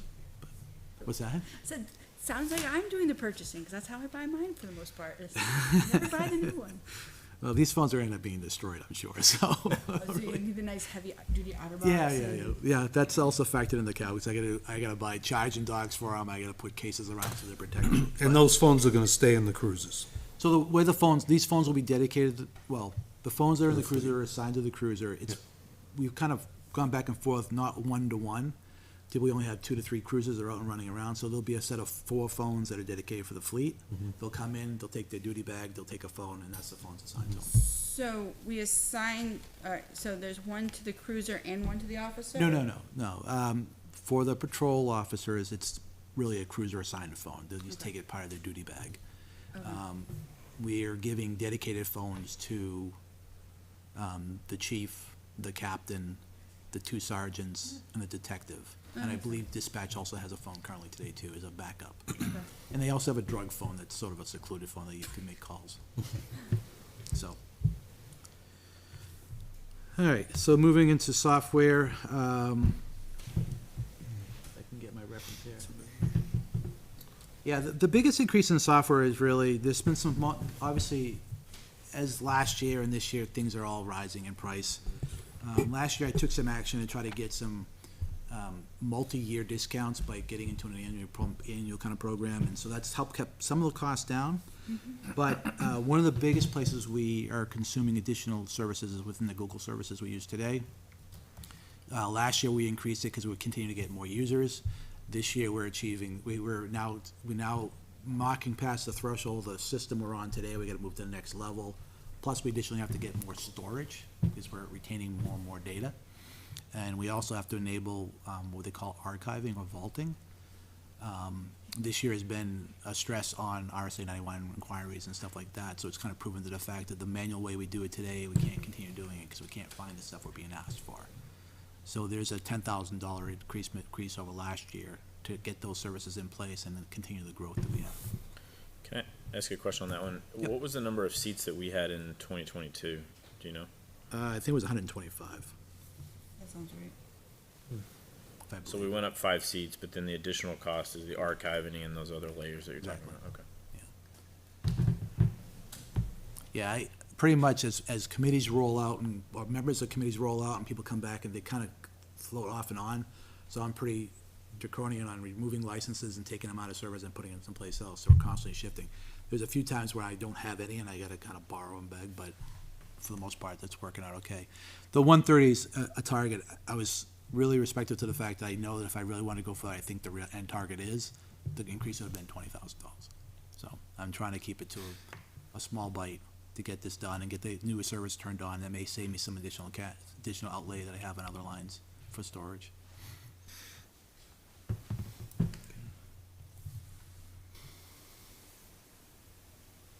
So I think that was that. No questions on the software? Come on, Carrie. I'm sure I'm here for a fight. I'm like Google services. I mean, that's a huge increase. Is there anything we can do internally, whether it's building like a server that we store everything ourselves that we could be searchable? Sure. Does that have to be? Sure. How much is that Well, I mean, if you're looking at $10,000 a year and growing, you know. So the real core of it is the messaging and the collaboration tools, right? So it's the docs and all that stuff that the committees use today. We have storage here also. Right. I have several terabytes, actually several hundred of terabytes of storage, which was pretty much consumed by police evidence and videos and some older town records we have here. I also have to back that up too. So I can't just store it here and not do things. So I'm gonna now consume additional storage in the cloud to back it off and move it off-site. If you want me to maintain it in-house and completely make it in-house and put one system here and put one system over there and get that separation, we're looking at about $45,000 to $60,000 in one-time capital to put the storage to do that. So it is by far the most cost-effective, and it's it's the best protected. So, Which is the Google? using the Google way we the services say, the cloud service we have. Now, the other argument is you can Send me go, a doc. I don't need to have a Google Doc or a link to a Google service. the other side of it is, I've been asked, well, why don't we go to, Microsoft Office 365? Now the cloud service. More expensive. It's more expensive. I think I shared in the past that the way we get the services we have today, at the rate that we get today, is I became a reseller. I went through the permitting program 10 years ago so that I actually passed up, the cost gets, here, I pay $10, you pay $10 kind of thing. So that may not last forever neither. So, but anyway, we looked at other services. We used to have it in-house too. When I first started, we had a server in the back closet. We had it in-house. You couldn't get to it from outside. You had to be in the building. It was archaic. It had a malware outbreak that took down the town for 2 days. That's how I got involved in the town. And, it doesn't scale. And it's unfortunate it costs money, but it doesn't scale. And I think the committees in the town benefits from what we've been doing so far. No, I hear you. Just at some point, it starts crowding out other needed services too, because it doubled in over doubled in cost. Yeah, and I think, like I said, we're crossing a line where we've been doing what they call sort of the basic services, and now because of our size and where we're trying to, from a storage and capabilities perspective, we got to move off to the next level, and that's just bumping us to the next tier. So then, should we expect similar growth in pricing, or now that we're at the new band of pricing, we won't see as large of increases? I hope it'll be a smaller increase if there is an increase. And again, it'll be driven by cost. It'll be driven by usage, right? So. I mean, the town administrator alone consumed, I don't know, I'll throw a number out, I'm not sure you'll be able to decide, but he consumed on his own about almost a terabyte. So, your phone doesn't have a terabyte in it probably. No, my home computer. And that's does. because, you had department heads who left, all those records, all those archives. That's one of the reasons why the vaulting will help us a little bit better, stuff like that. So are we seeing a decrease in like paper storage and that kind of thing, if everything's going cloud-based? I would hope so. I think a fair amount of, there's still folks that are old school like yourself who want paper. You're raising my printer costs because you want me to print, but we do have a lot of stuff that's electronic. I don't see a lot of printing anymore unless it's something like a committee needs or something like that. Yeah. We do all the spreadsheets are all electronic, all the flows are electronic. We brought some forming systems in place to kind of do workflow management, and that's improving every day. Right. I'm just thinking like long-term storage. If we're gonna be storing stuff, then it saves space within a building if we're not storing filing cabinets, and it also makes it less time-consuming to search for something if you can do a keyword search. But it just stinks that it Stored at the old firehouse. It's nice and cool there. 50 degrees. Liz keeps on trying to entertain us back there, I don't know why. It can be heard to the night, right? It was, you were laughing at me the other night. All right, so if there's no other questions on software, I'll go into equipment. For the most part, the only real, I mean, there is increases, obviously. So, as you know, since I've started this gig, I've been doing a rotational program on the computers within town. We have about 55, 60 computers. They go through we do a 5-year life cycle pretty much. So every year, I'm trying to buy 5 computers to do the life cycle. Unfortunately, in the last year, costs have gone up, so this represents what it actually costs me now today to buy a new system. John, real quick, before you go any further, I think there might be an error on the formula on this one. Oh, is there? If you look at Karen? the cell AK42, it's showing 61K. Oh, I'm sorry, yeah. But that doesn't sum up to that. Like, if I sum up from contracted computer services down to radio repairs, it's about a little under 35K. This is showing that it's 61K. So I just want to. Oh, yeah, and equipment maintenance of purchase. Oh, equipment maintenance you're at, right? Is that what you're talking about, equipment maintenance? Oh, did I go to the wrong You're one? reading it backwards. I did look at it backwards. I haven't got there yet, Yeah, but, go okay. down. I looked at it backwards. My fault. Oh, okay. Go ahead. He was hoping to have saved 30 I was hoping to found $30,000. Never mind. Karen doesn't make those kind Good of try. mistakes. Yes, I did. I may have, all right, so equipment maintenance, let's see. So the only real increase here is really, like I said, there's some increase around computer parts. We're going from 4 to 5 because the costs are just getting up there. And every year, this year alone, I got hit with almost $7,000 unexpected costs.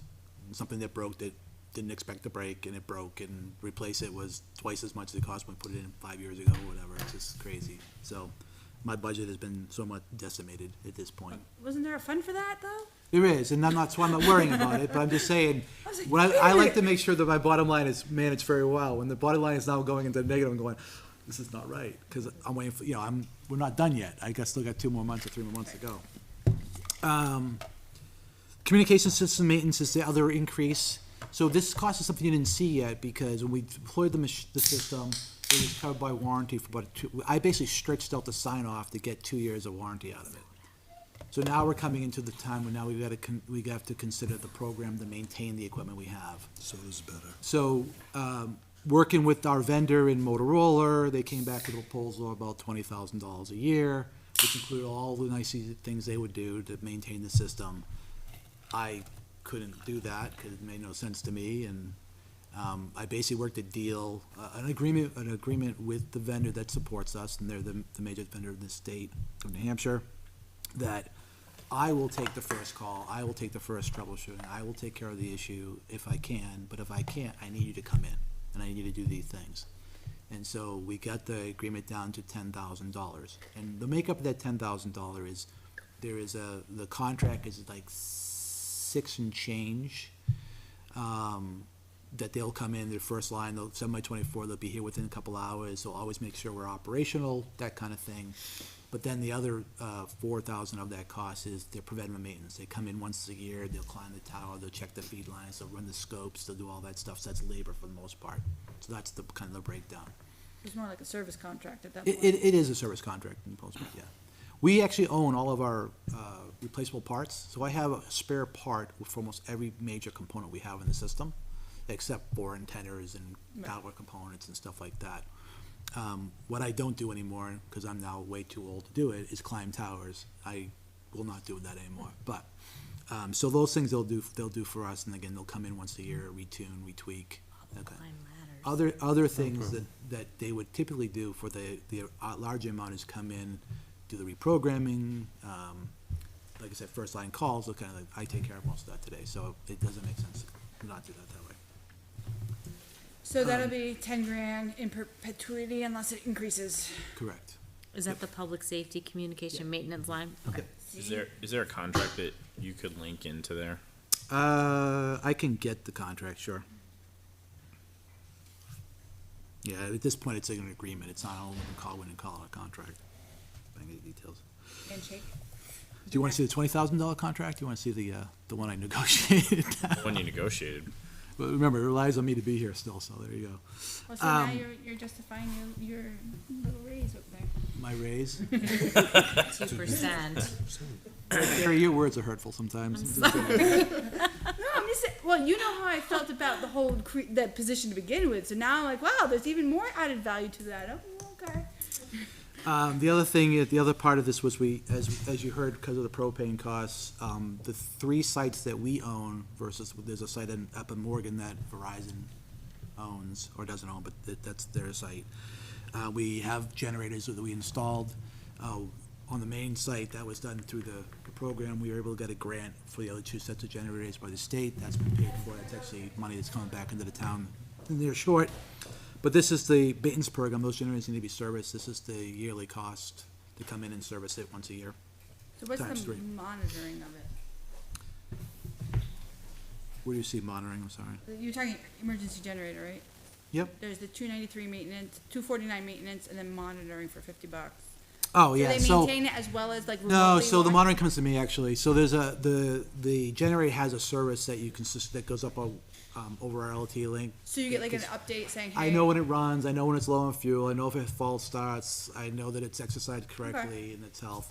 It's Just just, to- you just know, to feed for it me to with drive the up to the hill every time, it's, you know, I gotta go No, through it 3 gates to get there. It absolutely makes sense, because if you're somewhere. I wanna know the generator started. I know when there's power outage, we have backup, battery backup for a period, the generators to kick in, that kind of thing, so that's what that's for. It's an insurance policy, really, Correct. so. it's- And then the other small increase or at number that it's of note is the $1,500. So, you know, the communication system is the big system, but then there's everything else that's in the cars and the portables and the thing. This is just a number to cover the things that break, like antennas and mics and power supplies and cables and stuff like that. So is that based on experience, or, because it's a very nice round number with nothing it is- behind it. So is this, It is, like, yeah, it's. we think, or is this based on the past year, this is what we think we're gonna So do? the first problem I have is, this number also covers my batteries. Mm-hmm. I just replaced batteries, I got new other batteries, they cost me $1,200 for 6 batteries. So I hope I don't have to replace a lot of batteries, but it's not it is a swag. But, you know, a charger that we get, the, you know, chargers we have, they're, you know, $150. Batteries are X, and, you know, microphones are $200, depending on what microphone. Like the fighter microphones, they're expensive. The PD microphones, I can buy them at Walmart, you know, kind of they're cheaper, that kind of thing. So it is a swag. But if I have a bad antenna, let's say for example, an antenna gets, we had one happen, the cruiser goes through a car wash, the antenna ripped off the roof. Well, the antenna alone is $600. And then I gotta hire an installer to rip the thing down and put it all back in. That's their labor, so that's a couple more $100. So this is just a swag right now. I could increase it next year potentially. All right, so I guess that's my question though, based on, so this is the first pass at it, next year you will have a better idea? I'll have a better idea what potentially breaks with general use. Right. I can't, the unexpected is always the issue. But don't forget, I operate at a bottom line budget, so I'm trying to make it reasonable. If I don't spend a lot of money on my computer line repairs, that's just gonna cover it anyway. So I'm you're not gonna- comfortable with this number? You I'm don't- comfortable with it right now, yeah. Okay, so I think this is where the Board of Selectmen took action and. Yep, 740. Yeah, so 740. I will say that when the Board of Selectmen were reviewing the budget, they were going through because of the cap, they were looking for items that potentially they could spend ARPA dollars as one-time cost that wouldn't cause it to be kicked down the road, which makes sense in my opinion. So I volunteered and said, here's some things I think you could do, because they are one time, but I'll explain what they are, so you know what they are. And we'll go from there, let's see. So, let's see, so the 741st line, that's the computers that we do every year, it's 5, it hasn't changed, the cost went up, like I said earlier, because, you know, again, I used to buy them for $800 and $900 a box, now I'm buying them for $1,200, and that's just recent, I just bought a couple, and that's what the increase was. I had to eat the increase this year in my budget, so, that's another reason why I'm decimated. The second line, which was removed by the Board of Selectmen, again, hopefully to either come out of end-of-the-year dollars or opera funds, is that in the police department, in our dispatch center, and in our detective's office, we need to increase their screen real estate. The CAD system for dispatch, as we move into the next generation of that, requires a lot more space, and we currently have 2 monitors that don't cut it. We need to go 2 larger, wider, and that's what we're doing there. The detective, we have one detective who gets involved in a lot of data discovery. He's been doing a lot of cybercrime kind of stuff, where he's getting a lot of down feeds from different phone companies, and these sheets that they're getting, he needs a wide monitor to be able to read it all on one consistent screen to be able to get through that data. So it's practical, and we should do that. We'll need to do that for him. And having 2 monitors, because it's a split, causes a problem where it's still not wide enough because you can't get that bar in the middle, and you can't read it, basically, so. Second item down is the overhead speakers. This is basically just repairing a system that was in there that has not been working correctly for a while, that we've been trying to Band-Aid, and it's just a matter of we need to replace the speakers to something that's more aligned with what we got going on in the room now. So, question for you. If the police at some point bring forth a proposal to start looking at a new station, is it worth investing in some of these things? Will they be movable? Well, yeah, so the speakers would be removable in the case. The monitors would definitely be movable. Well, movable, yeah, I mean, those will be updated. I just wasn't, are these built-in, like, ceiling Yeah, speakers? these would be, actually, when we spec'd out the new fire station, no, sorry, I'll get shot for saying that. The new police station, this is the speaker system that would be going in. It's similar to what's in the fire station today. But, we're not talking about a lot of speakers. I think we're only talking about, it's 4 or 5 speakers. Like 4, yeah. A new police department would end up having 20 to 30 to 40, depending on the footprint. Is there anything on the list that's not movable out of those items? No, that could be moved. Yeah. Yeah, and the monitors could be moved, obviously. The dispatch center in the new police station is actually meant to be a lot larger. It would probably be different screens potentially, but they could be reused in other Well, locations. the reality is screens are, what, 4 or 5 years anyway, or, so. Who knows when we'd get a new fire station, so we might be back here. Oh, police station. No, we don't need a new fire station, a new police So, station. the third yellow line, which is the Police Department MDT replacement program, it's a program I've been running for the last, I think this will be the 3rd year, which will be the final year of that program. So this is the computers that are in the frontline cruisers. They're all, I've pretty much sweated the asset as long as I could. Some of them are almost 9 years old. They were put in when I originally started, and we first brought the system into the department. So this will be the last of it. We wouldn't be looking at replacing any additional ones for another at least 4 years. So this will finish that program out. Let's see, the next is replacement firewall. Replacement firewall times 2. So the firewall is our edge protection in this town. On our network, we have several. We have one that's dedicated to state interconnect, and then this one is dedicated to people, their traffic. There's 2. We have an older one at the fire station that we repurposed when we closed down the original fire station, but we're overrunning it because it's actually a very small unit. This would allow us to, one, retire the older equipment, but also build automatically redundancy. So we have redundant services in both sides. I think I've talked about it last year. But this will actually allow that if we do get a failure on this side, that let's say this service dies, it would automatically flip over to the other service and have the same kind of throughput that they have here today. So it's just, again, it's an asset that's, the existing assets are 5 and 7 years old, I believe, at this point. And they're actually, one of them is actually not even supported anymore. So, and because it's a security firewall, we kind of want to invest into that. The next one is, Mobile equipment. no, it's the WatchGuard. The WatchGuard, yeah. Video units. So in the frontline fleet cars, there are video recorders that record the front of the cruiser, activity in front of the cruiser, and basically the guest quarters in the back seat. These systems are 8 years old, and they're all out of warranty and all out of service contractable. So they're in the process. We need to replace them, and this was to start that program. We've got one replaced that's new because we have a new fleet, and then these would be the program that would be 2 years, 2.5 years, depending on what the funding looks like. Alright, so it'd be this year and next year and It would be potentially- this year and next year, to get rid of the devices that are out of warranty already today. We have one that's still in warranty and still service contractable. That's another year out, but it's a single, and so it's a little bit easier to deal What with. is the expected life of those cameras? So, as I said, they're 8 years old now. Right, so I'm just saying, is there a replacement cycle that makes sense to get into? As I have always said, I think when you look at technology, especially things like that are in a cruiser, that's in multiple environments and up in heat, so 5 years is reasonable, and that's what they're actually warranted for the most part. Okay. We stretched it out. Mhm. I've had to replace a couple recently because they failed completely, so I had to pay what they call advancement replacement costs, which is half the cost of buying a brand new almost.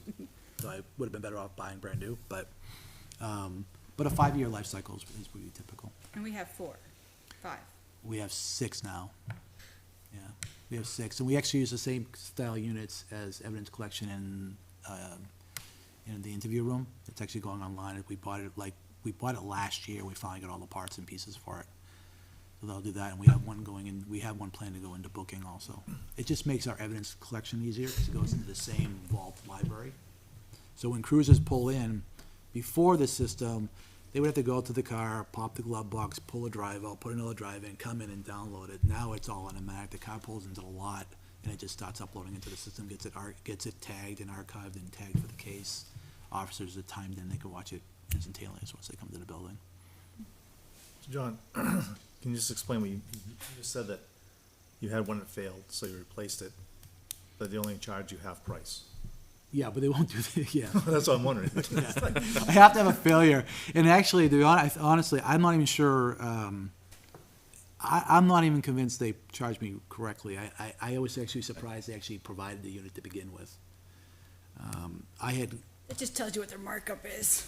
No, well, this unit's actually not sold anymore, so, they were cleaning- Motorola acquired them, so they took their technology and moved it into So you did them a favor in clearing out inventory. yeah. Anyway, I don't know if maybe once a month you could say one failed and just got it down price. Ways to make them I feel. actually just tried to have something else, too, but it almost We it get didn't work. flagged. It didn't work. Charge them 4 times. Would it make sense down the road if we go into which I've been advocating for years, instead of going on a 2-1-2 and then repeat the cycle, buying one cruiser per year? 5 or 6 years, you cycle them out, upfitting them with this when they're bought new. That's how we started the MDT replacement, but yeah, probably. Yeah. The problem is the big cycle, right? If you look at the things they put in the fit out, you get the computer, the computer is almost $6,000 on itself.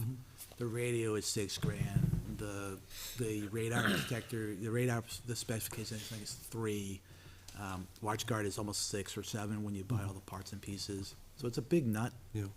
But I mean, if it's got the same lifespan as what we're using the cruisers for, or expect to, Yeah. wouldn't it make sense to just do it? Well, we've already got 2 rotations out, so these units are actually on their 2nd rotation out. So when we had the Explorers and the LTD wagons, or the Crown Vics, these came out of the Crown Vic.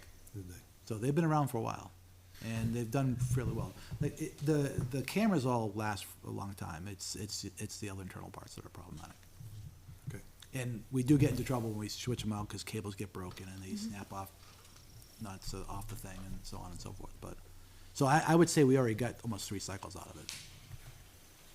Right, so I think but when you buy the new cruiser, though, you would just, in the part of the purchase, would be factoring in this installation. We'll put a new So one. the new cruiser they just put in, we had to buy all the new hardware, so we have reasonably all the costs. So, yep. Lost my notes. All right. So let's see, I talked about the overhead speakers, we talked about MDTs. The next line is the mobile phone stuff that I talked about, and basically, they're looking to basically bring on 11 devices, and basically the service, the way I described it, dedicated for the chief, the captain, the 2 sergeants, and the detective, and then some number of frontline cars, or cars will have an assigned phone that will get picked up at the start of the shift to use in that phone. Why is the charging station so much? Because it's a multi-charger and it's actually, Fancy that, or yeah, it kind of, no, it's not just Seems the like charging it. station though, it's also the mounts, it's also the cases, it's all the Okay. stuff, it's one lump number. Okay, so it's not just the charging station. No. John, That makes more sense. John, you mentioned these items in yellow here were ones that the Board of Selectmen had removed and potentially looking at other funds to cover these because they were one-time cost. Correct. Could the 5 computer upgrades as well as the UPS fall into that category as well?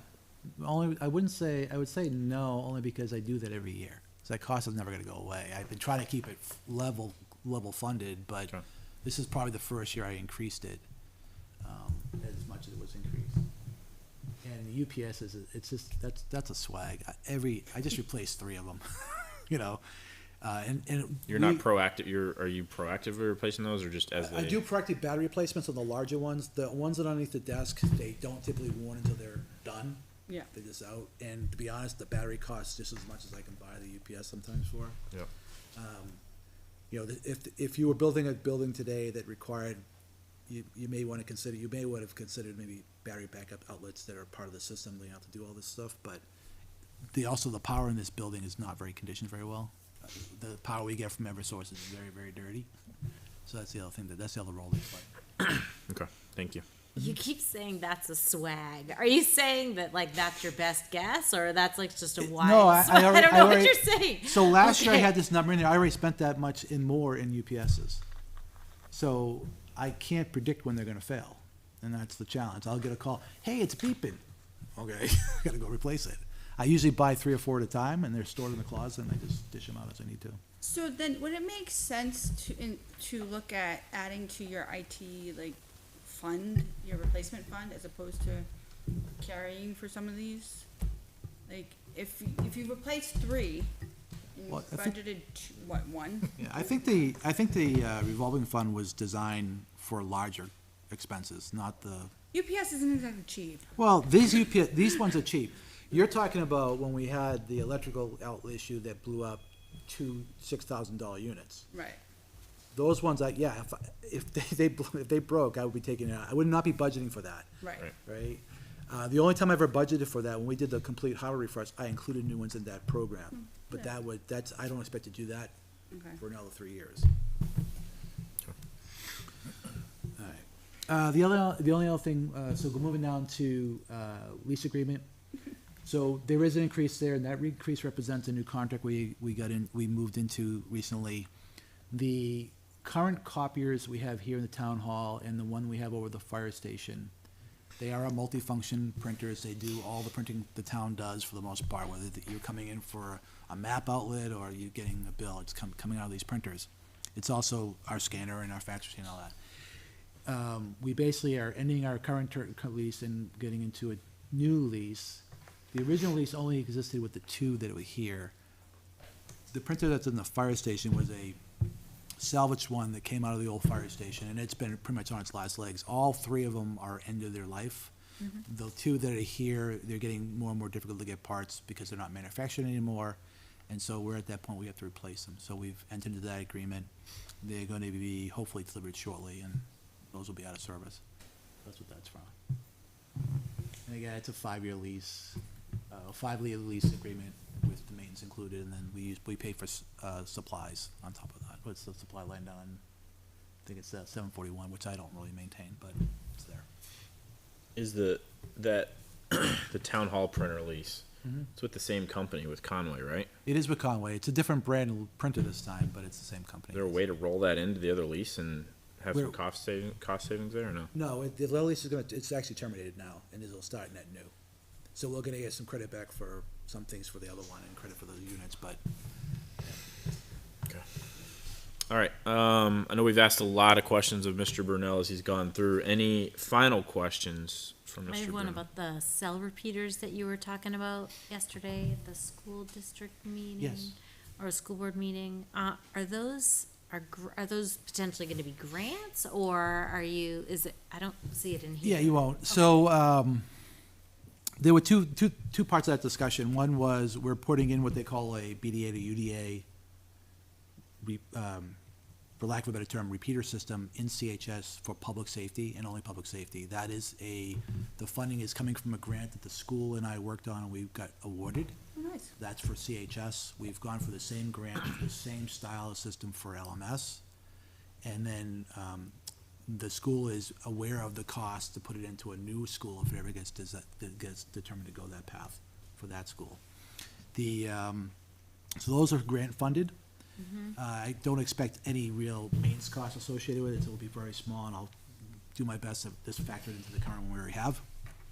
The cell in, or what they call, actually they call them extenders. That's going to be, it's supposed to be and should be free of charge, with no cost. From Verizon? From Verizon. Yeah, and these are, the way these work, they actually will do pretty much any of the services. So I just actually, after our conversation on Wednesday night, I actually spoke to the rep that I've been working with, and we're targeting CHS. I'm just waiting for dates for a walkthrough. Fabulous. So that grant has already been approved? So the grant for CHS, Doug Doughton spoke about it last night too. They got the verbal approval, and they're just waiting for yeah, that's confirmation we actually can spend against So it. is that 100% or 80%? Yeah, it's 100%. Oh, nice. So your phones will work in CHS now? Not yet. No, that's. So the extent, again, as I said to the school yesterday, the school board yesterday, the extent it can go in and cover the whole school, or it can cover critical areas in the school. It's gonna be up to the school board and the school administration to decide what they wanna do. I'm just facilitating getting it in place. My only concern for me was when we had our major event and we had all that traffic, the systems kind of collapsed on themselves. But we wanted to make sure we focus on improvements in the parking lot areas and in the administration area. If the school decides to do more and Verizon's willing to do that, I'm happy to put it everywhere, but then at that point, Wi-Fi doesn't become an issue, but, that's another thing for another day. Anything else from Mr. Brunel this evening? Come on, Carrie. Oh, I'm sure I'll think of something. I know how to get a hold of you. I'll send my questions. I'll come up with some real doozies, don't worry. I'm sure you will. Thank you, John. Appreciate it. Thank you. All right, moving on to our last presentation this evening, conservation with Mr. Brennan and Ms. Plansky. 4611. Oh, sorry, yeah, 461120. I think I know this. I just knew where they To have come them in say the the list. numbers. They come after and before. Going back and forth like a tennis Towards the match. bottom. All right, turn it over to you all. Hello. So I didn't get the opportunity to see everybody else present ahead of me, so I don't know what the game plan here is. Except I can tell you this, that we brought our budget in $237,000 lower than the IT budget. Great start right there. That's a great, Jay, if you just want to maybe walk us through the line items, any increases, if there's no increase, you don't necessarily have to explain it, yeah. So the big one for us, the bottom line is a whopping $4,435. That's what we're proposing. The big change is the first line, line 430, property management. We've been funding this, well, every year we've been coming in with a budget of about $2,000, and we get it cut down to $1 every single year. For 2023, we're proposing $1,950 for property management, and essentially that covers equipment maintenance, fuel, PPE, going to Harbor Freight and buying tools, and doing all the stuff that we need to do to maintain our property. All of our properties are maintained 100% by volunteers, with the exception of the highway department does mow across the street from Old Town Hall. We haven't had any budget for maintenance really much in the past, so the volunteers are actually paying for the gas. We have paid for our own maintenance on the equipment that we own, because we just don't have any funding in the budget for that.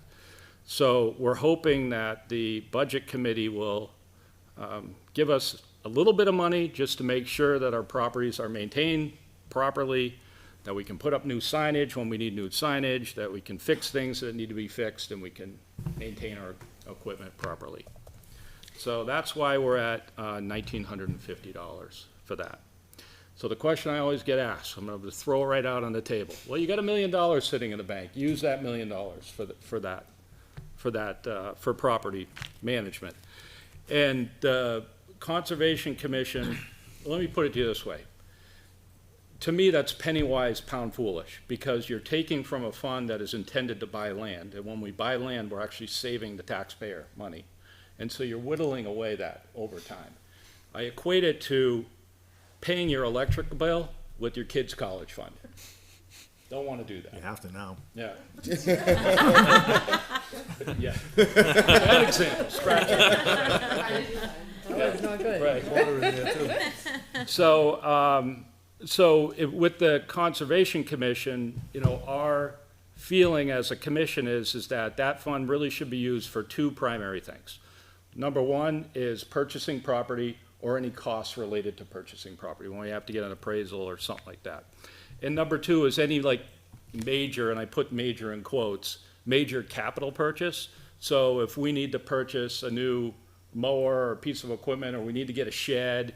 Last year, we actually approved $2,500 worth of lumber to build a bridge, and we didn't even build that bridge. We actually found lumber and built it ourselves. So those types of costs, you know, we feel could come from the Conservation Fund. But what we don't want to come from the Conservation Fund are pens, pencil, operational things, gas, things like that.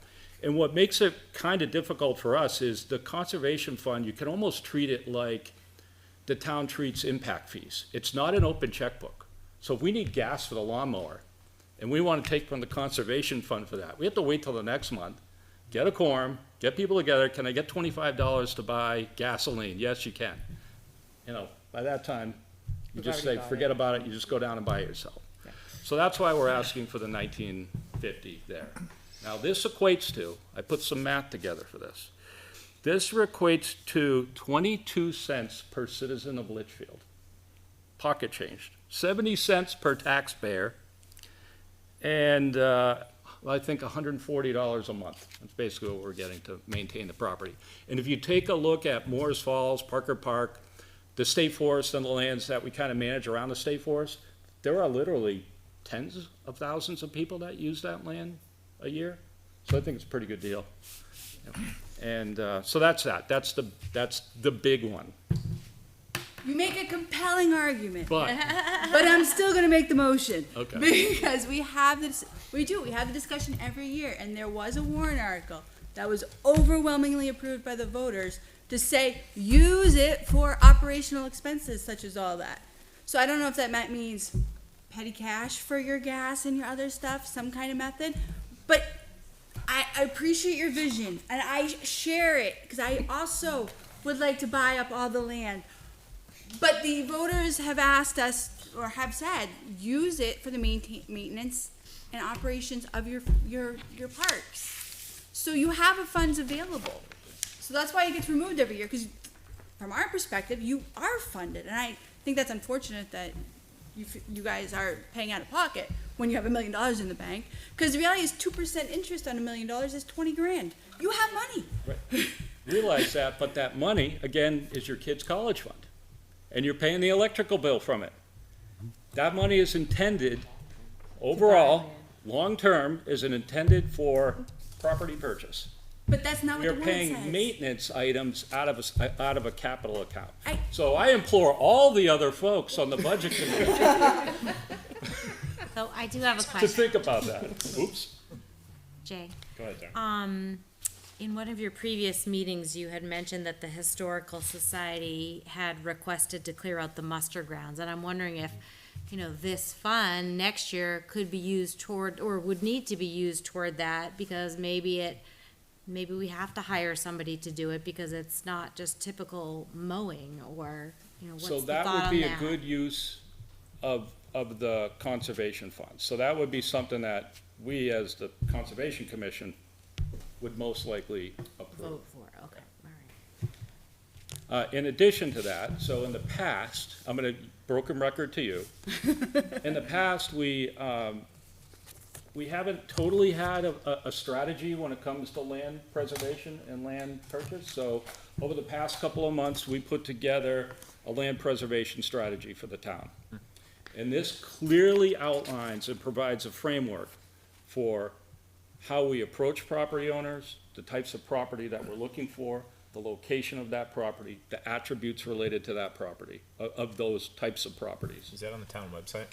This is just hot off the press. Would you like and a I'll copy? I'll send you guys a PDF file of these. Doesn't list specific properties by design. Right. But it gives us the whole process to lay it out. So kind of think of it as a conservation master plan. Strategic. And so this right here is our guidebook. Since we started doing this, we now currently are in conversations with 4 property owners. Property is really expensive. We're in conversations with 4 property owners. We have applied for a grant for purchase of property, and we just had a presentation from a land trust that we're also gonna be starting up with, that we can partner with them to try to crowdsource funding together to purchase properties. These purchasing property for conservation could take years, a decade or so, because people aren't just willing to give up property, but we just want to position ourselves in the best position. So part of that kind of saying, hey, we've got our act together here. We're trying to make sure that we sustain our capital plan to maintain our property, or to purchase property and to conserve properties, and then also have a little bit of pocket change to mow the grass. Just a little bit. What'd you say, 22 cents a person? 22 cents a person. Mark me paid, There you keep the go. change. And again, I don't want you to think, I do not disagree with the intent and the expectation. But my opinion is that the voters gave you a mechanism by which to fund these. Whether you want to go that route or not, I understand your committee's position, but the voters voted. And that's why I, out of respect for those voters, will make that motion. I'll counter your argument. If you look back, Kate, help me out here, if you look back at 2 the years, yeah. master plan for the town of Litchfield and the poll that they put out there, I the took, number 3 vote getter, yep, what was it? Number 1 was new school. Number 2, I think might have been a fire truck or something like that. Number 3 was conserving property. oh, see, I think mine was number 1, conserving property, so I Can't hear. remember which one it was. Sorry, I'm looking It at was, it. no, the conservation School 2 is the was police the department. major theme. It was near the top of the list. Right. So, No, and again, like I said, I don't disagree, but when you factor the interest that you collect on that, it's 22. property, In not in addition to the interest, let's not forget that was poorly financially managed in the past, to the point that they ended up losing money. So that much has that you been lose the taken kids' care college of. fund, and we're arguing about, $1,000, $2,000 investment in making sure that We those. weren't in No, charge I- then. I know, no, that's why I said, in the past, It has been recognized. But I also support the Agreed. idea of adding to your fund, which would then increase your interest revenue, and becoming essentially self-supporting. So I don't oppose, like, I heard you have a good sized number that you want to put forward. I support that. So, but that also means there would be lots of interest. So, and in the grand scheme, difficult. we're bickering over a small change. remember this, it's also difficult to get to that money. It's like the impact fees. Right. We have to get a board vote, not easy to get to it, and you're sitting there and you're mowing up at Morris Falls and you're in the back corner and your thing runs out of gas. I can't run over to the Conservation Commission and say, let's get a boat together to go up to Irving to put $25 I just wonder, is there a mechanism by which an organization could have a petty cash available, whether it's held at town hall or somewhere else? If you give to us the make access more- 1900, We could put some of that in. Well, you could withdraw the 1900 into petty cash, sure. Yeah, now we're taking it from the conservation. Not from the fund. So I appreciate the We whole can go accessibility. back, we can go back with another warrant article with our new, probably our new land preservation strategy, and we can talk about that. But I But for appreciate. right now, if we could fund this until we can put together a warrant article, it would be very much appreciated. In the interest of time, I want to make sure we give you opportunities to go through the rest of your Okay, budget. the rest of the stuff is easy. Yep. They look fairly straightforward. Yeah, so I'm gonna say, I think Jason Yeah, changed go the ahead. budget after I put things in. So I changed his department to proposed on my sheet. I don't know if you want me, he increased it by 200. I think I had 42.35. Mine might be old. Yours might Oh. be the right one. Let's go with yours. Oh, uh-oh. Yep, just go with what you have. Is it mine that's tucked in there?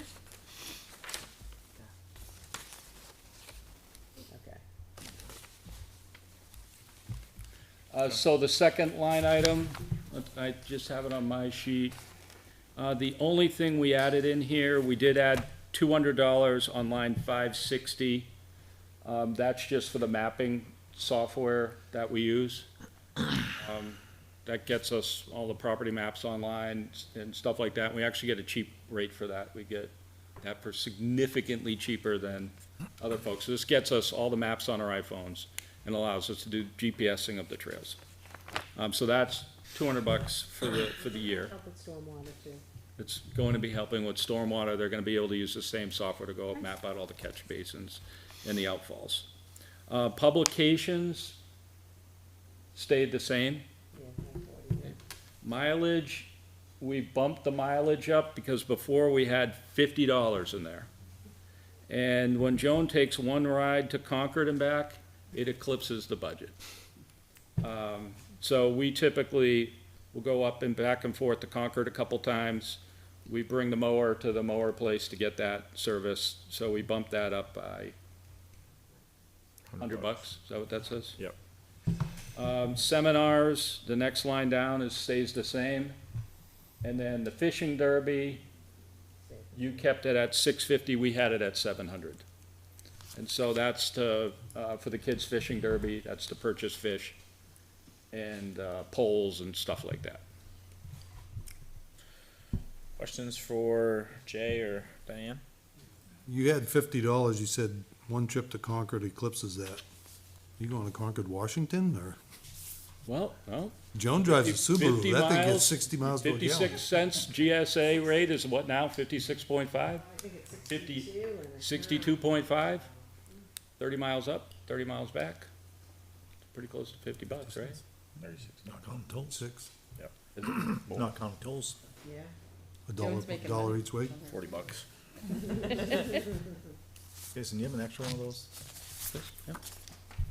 Does anybody else want one? Yeah, I'd take one. Yeah. If you have enough. You don't mind, do you? Any final questions for conservation? Anybody down there want one? Yeah, I'll take one. Day. You went to the trouble of putting it together. Yeah. You know, they are very good. Did you put my land on there? We would have printed those in the town printer, but we didn't have any money. So I had to do that from. John has that. John's got that. So wait a minute though, Jay, I thought that's under general supplies. You got $250 even for have printing color? in photos. I'm sure they could put a code in there for you. All right. Well, thank you all. Thank you very All right. much. Please consider us when you guys are making your budget cuts. It's only $1,900 at 22 cents a person. We know when it has to come out. We bought, with rec, we bought a tractor this year. We know when we need to go to that capital money for a big capital expense. But for the rinky-dink stuff, if you guys could just find it in your hearts. We are managing every dime that we have with a lot more significance, right? Well, no, I absolutely appreciate the amount of time and effort, and it is wonderful to see a actual strategy. Because that's why you guys got capped years ago, is because people weren't seeing it being used. So to now see it in use as, We're with a busy. plan We're is- busy. is exciting, so thank you. We're finding every way that we can to do it as cheaply as possible with the best interest of the people selling it and the best interest of the town. Appreciate that, thank you. Thank you. Thank you. Thank you all. And I believe that concludes our presentations for tonight. Thank you. Thank you all. Yeah, I think we're good for this evening. Thank you all. See you next Thursday. Yeah.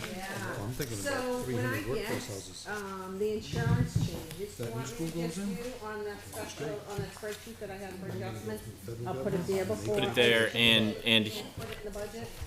I think I would like to see it both Sorry, what was places, that? yeah. The health insurance rates. Yes. So. I'd say put it on that, Available tomorrow, and I'm hearing 11.7% for health, 1.5% for dental. So, yeah. Oh my gosh. yeah, if you put it on the call-out sheet, so that way we can easily see it, but then I'd say, yeah, put it in And here put as it well. into the spreadsheet, perfect, I will do that. So, I mean, at that, are we looking at whether there are any changes that can be made to the plan itself to help bring costs? Something's gonna have to get cut So somewhere. they're gonna put it in a packet, for me, and which will be available on the portal tomorrow. I'm not here, but I'll have my laptop, so I'll go in. We'll see what else they have. I mean, we have the union contract.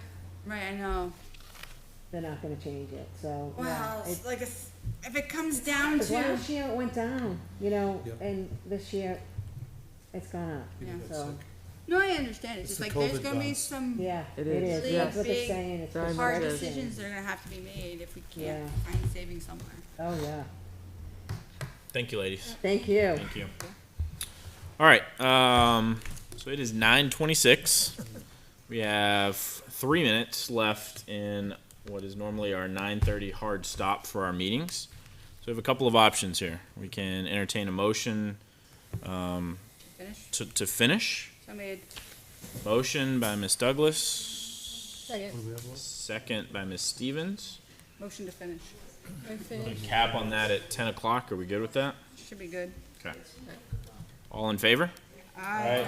Opposed? Aye. Abstain? Contrary. Motion carries 8-1-0. All right, so next on our agenda, we'll go to town business, general updates. Mr. Leary. Well, everything pretty much was discussed already tonight. The fire truck came back, seems to be working wonderfully. They have some pump work they have to do still, but, they have plenty of money in the budget for it. You met the new town administrator. And some of the fall paving from the extra money we got from the state is taking place. Pinecrest is going on right now, and I'm not sure where else he's got in mind, but that's about it from the town. Questions for Mr. Leary? Questions on the town side? I have a question. So, is the town budget looked at the same way as like the school budget? It's a bottom line budget when it's all said and done? It I'm can asking- be, but I'm asking the budget committee No, as it well. can be, but we try not to look at it that way. And I'm a big proponent. If something's meant to be spent for police, it gets spent on police. It doesn't get spent for fire. I guess I'm asking what the philosophy of the board is. Because I know I know Carrie's adamant about that. It's a bottom line budget, so it's like, I'm, I asked that question to Mrs. White So last the time, and she last- said it was a bottom line. Yeah, it is a bottom, considered that, but so I'm we don't asking treat because, it that so way. we're presenting a budget Yeah. that, as of right now, just the budget itself, without insurance, Yep. we're over the cap by 159,000, is that correct? It'll be more. so the last time we were in this position, yes, it was, people went and voted in different departments and different line items, and so even though we knew we needed to find 89,000, people were still fighting over which 89,000, so. Right, it's- I remember that, but it'd go this time, I would just go to like, the fire department, I would cut $100,000 out of fire, I'd go to police, cut 60,000 out of police, walk away, it's a bottom line budget, you're gonna have to figure out. The reason I'm asking is, so we're presenting a budget that's, as of right now, 159 over, So two. without insurance, right? Which has to be reduced. Then on top of that, we're gonna be presented with warrant articles that we can't vote for. Right, unless we do vote for them, then you have to reduce again. That is a true statement.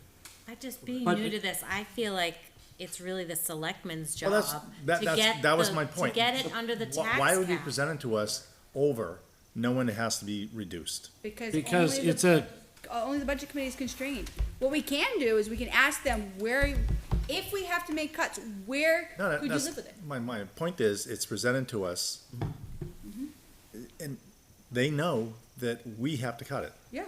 You would think that the select board would know a little bit better where they wanna cut it. We have been cutting.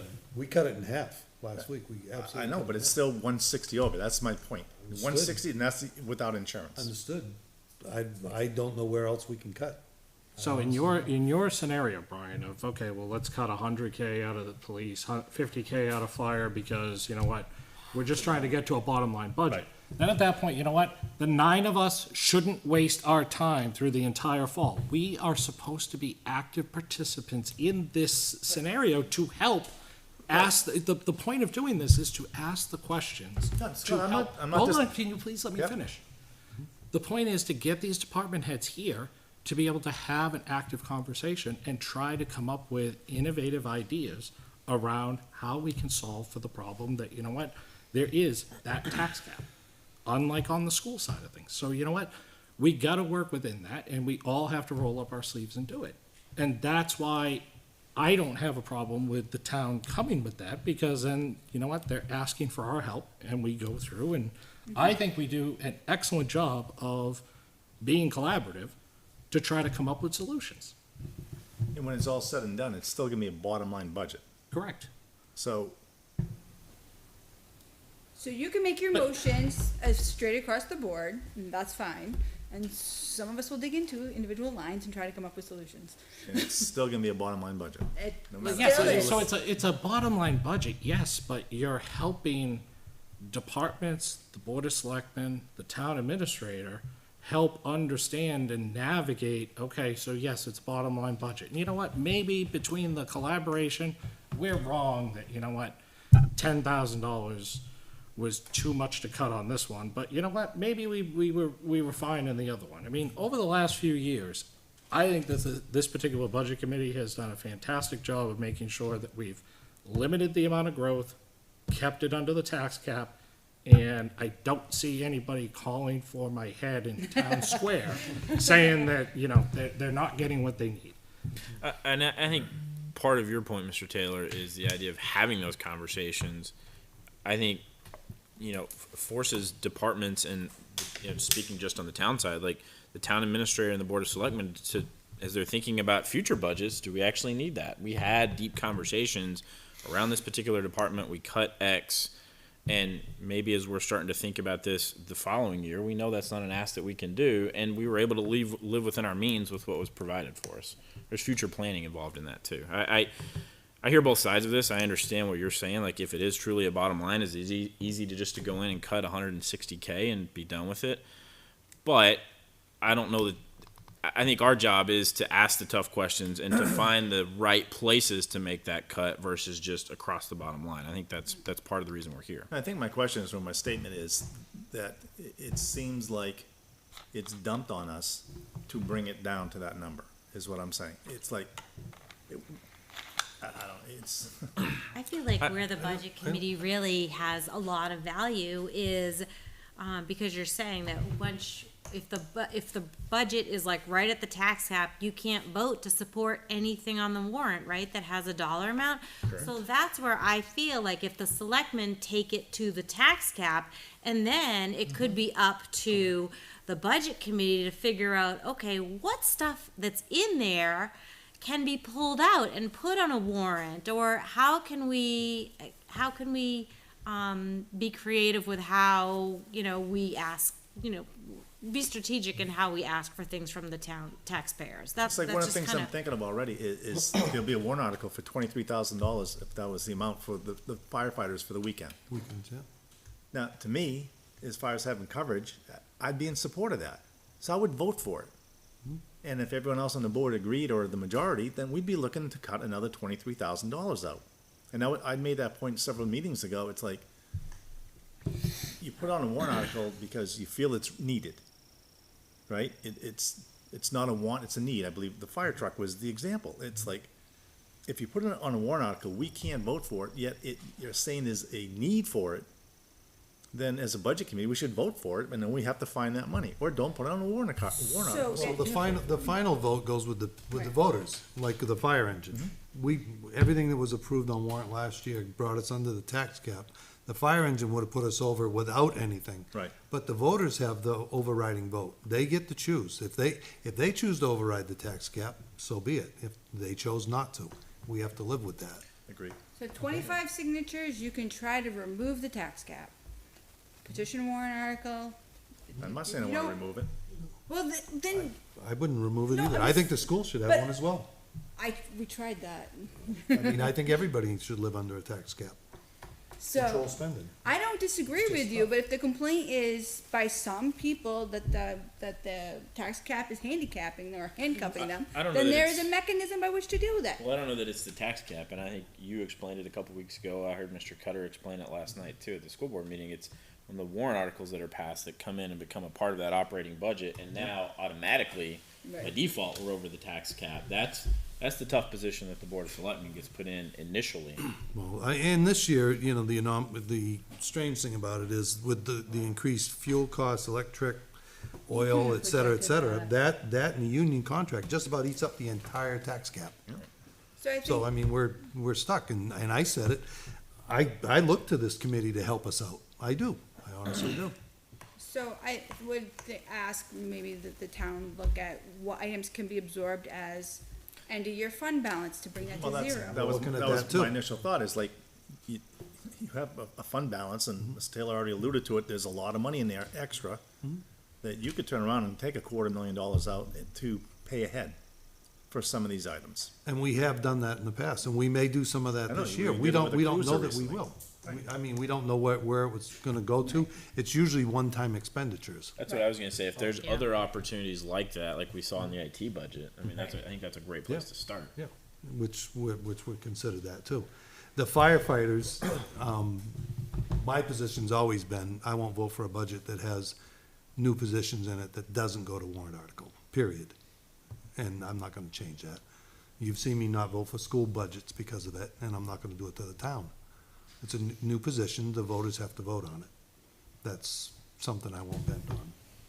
I agree with Well, you on that. yeah, but it'd be on a warrant article, so I'm not Yeah, it has voting to for a be, new yeah. position, it'd be voting to Expand approve the service. warrant article. Yeah. Oh, yeah. That's all, I'm not saying, yeah, I'm gonna put on 2 new, I think everybody firemen. in this room would vote to have 2 firefighters, but it does exceed the tax cap, so you can't do it. I think then the onus becomes on the school, the Board of Selectmen and the Budget Committee saying like, look, I really support this, but I can't vote for it.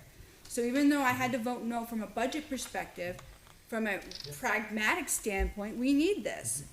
Well, you don't even How- have, you don't even have to make that statement, whether you are for it or against it. They're already over the tax cap, so we can't vote for any of their No, warrant but you, articles at this right, point. so you vote no here, and then you pound the pavement, you talk to your neighbors, you put up signs, you campaign for your cause. It to didn't get work for the fire truck. I Well, mean, it doesn't we- work all the time that There, way, you there's know? I have an opinion as to why it didn't work for the fire truck, so. I did too, and I got called on the carpet quite a bit for it.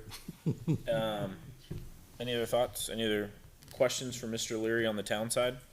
I do have one, and I read this in the minutes. Actually, are we approving the minutes tonight or no?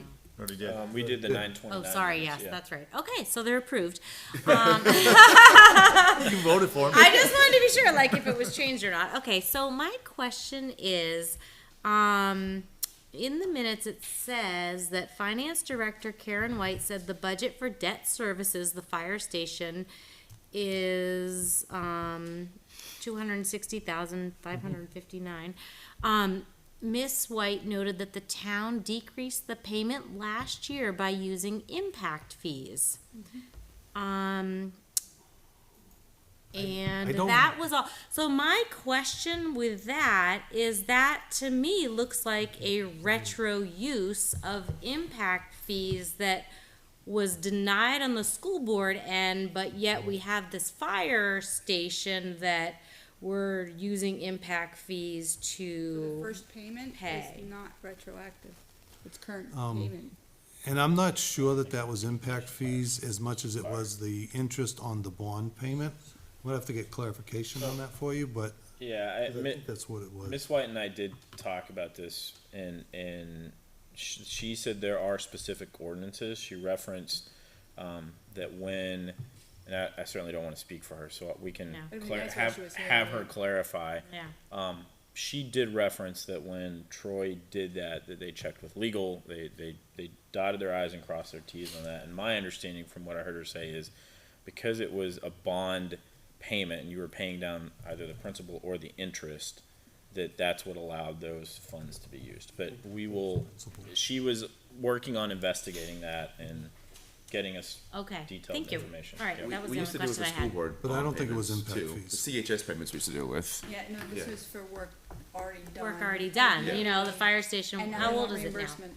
But I think the difference is because it was a bond, because I think that's my understanding is the bond payment versus. Had they paid it at the time of the purchase, then Then it would've perhaps been you could fine, have tapped into it. We'll get clarification from. No, I'm Ms. just saying from the school side. Ms. White on that. Just curious. Okay, thank you. Yep. Anything else on the town side? Speaking of that though, I just looked, there's still 40,000 in fire impact fees. Is that something you're considering doing again, or? I don't know that it was impact fees that were used. I thought it was interest from the bond payment. That was at least one of the components, Bob. Was it? Yes, because they needed to be that fund needed to be dissolved. Yes, it was a. And the only place it could go was towards the bond payment. towards the bond. Yeah.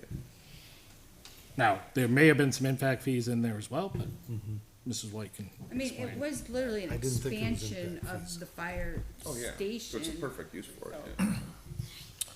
Okay. Perhaps, maybe it can be. Maybe it can be used to offset some of it. We'll ask her to clarify that. School business, general updates. Ms. All right. Farnsberger. Okay, now your turn to ask questions, but, okay, update on enrollment. I think the last time I reported it was 1207, now it's 1206, but this is the number that gets carried forward each year. I think it's the October 1st number, so 1206. And so that enrollment is down 24 from the projection, which is about a 2% variable. Most of that is from kindergarten. 8 of them were from kindergarten.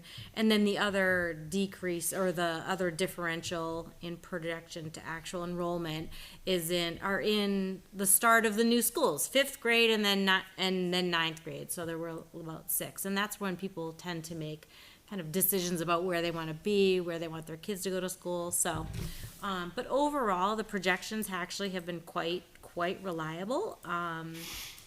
And so that's where we're at there. What would be the difference between last year's actual enrollment and this year's actual enrollment? Last year's actual. Can we get the report with like the cohorts and the grids and all that stuff? The one that was displayed at the meeting? I think it's about 24 different than last year. 24 than Yeah, last year. 24 different.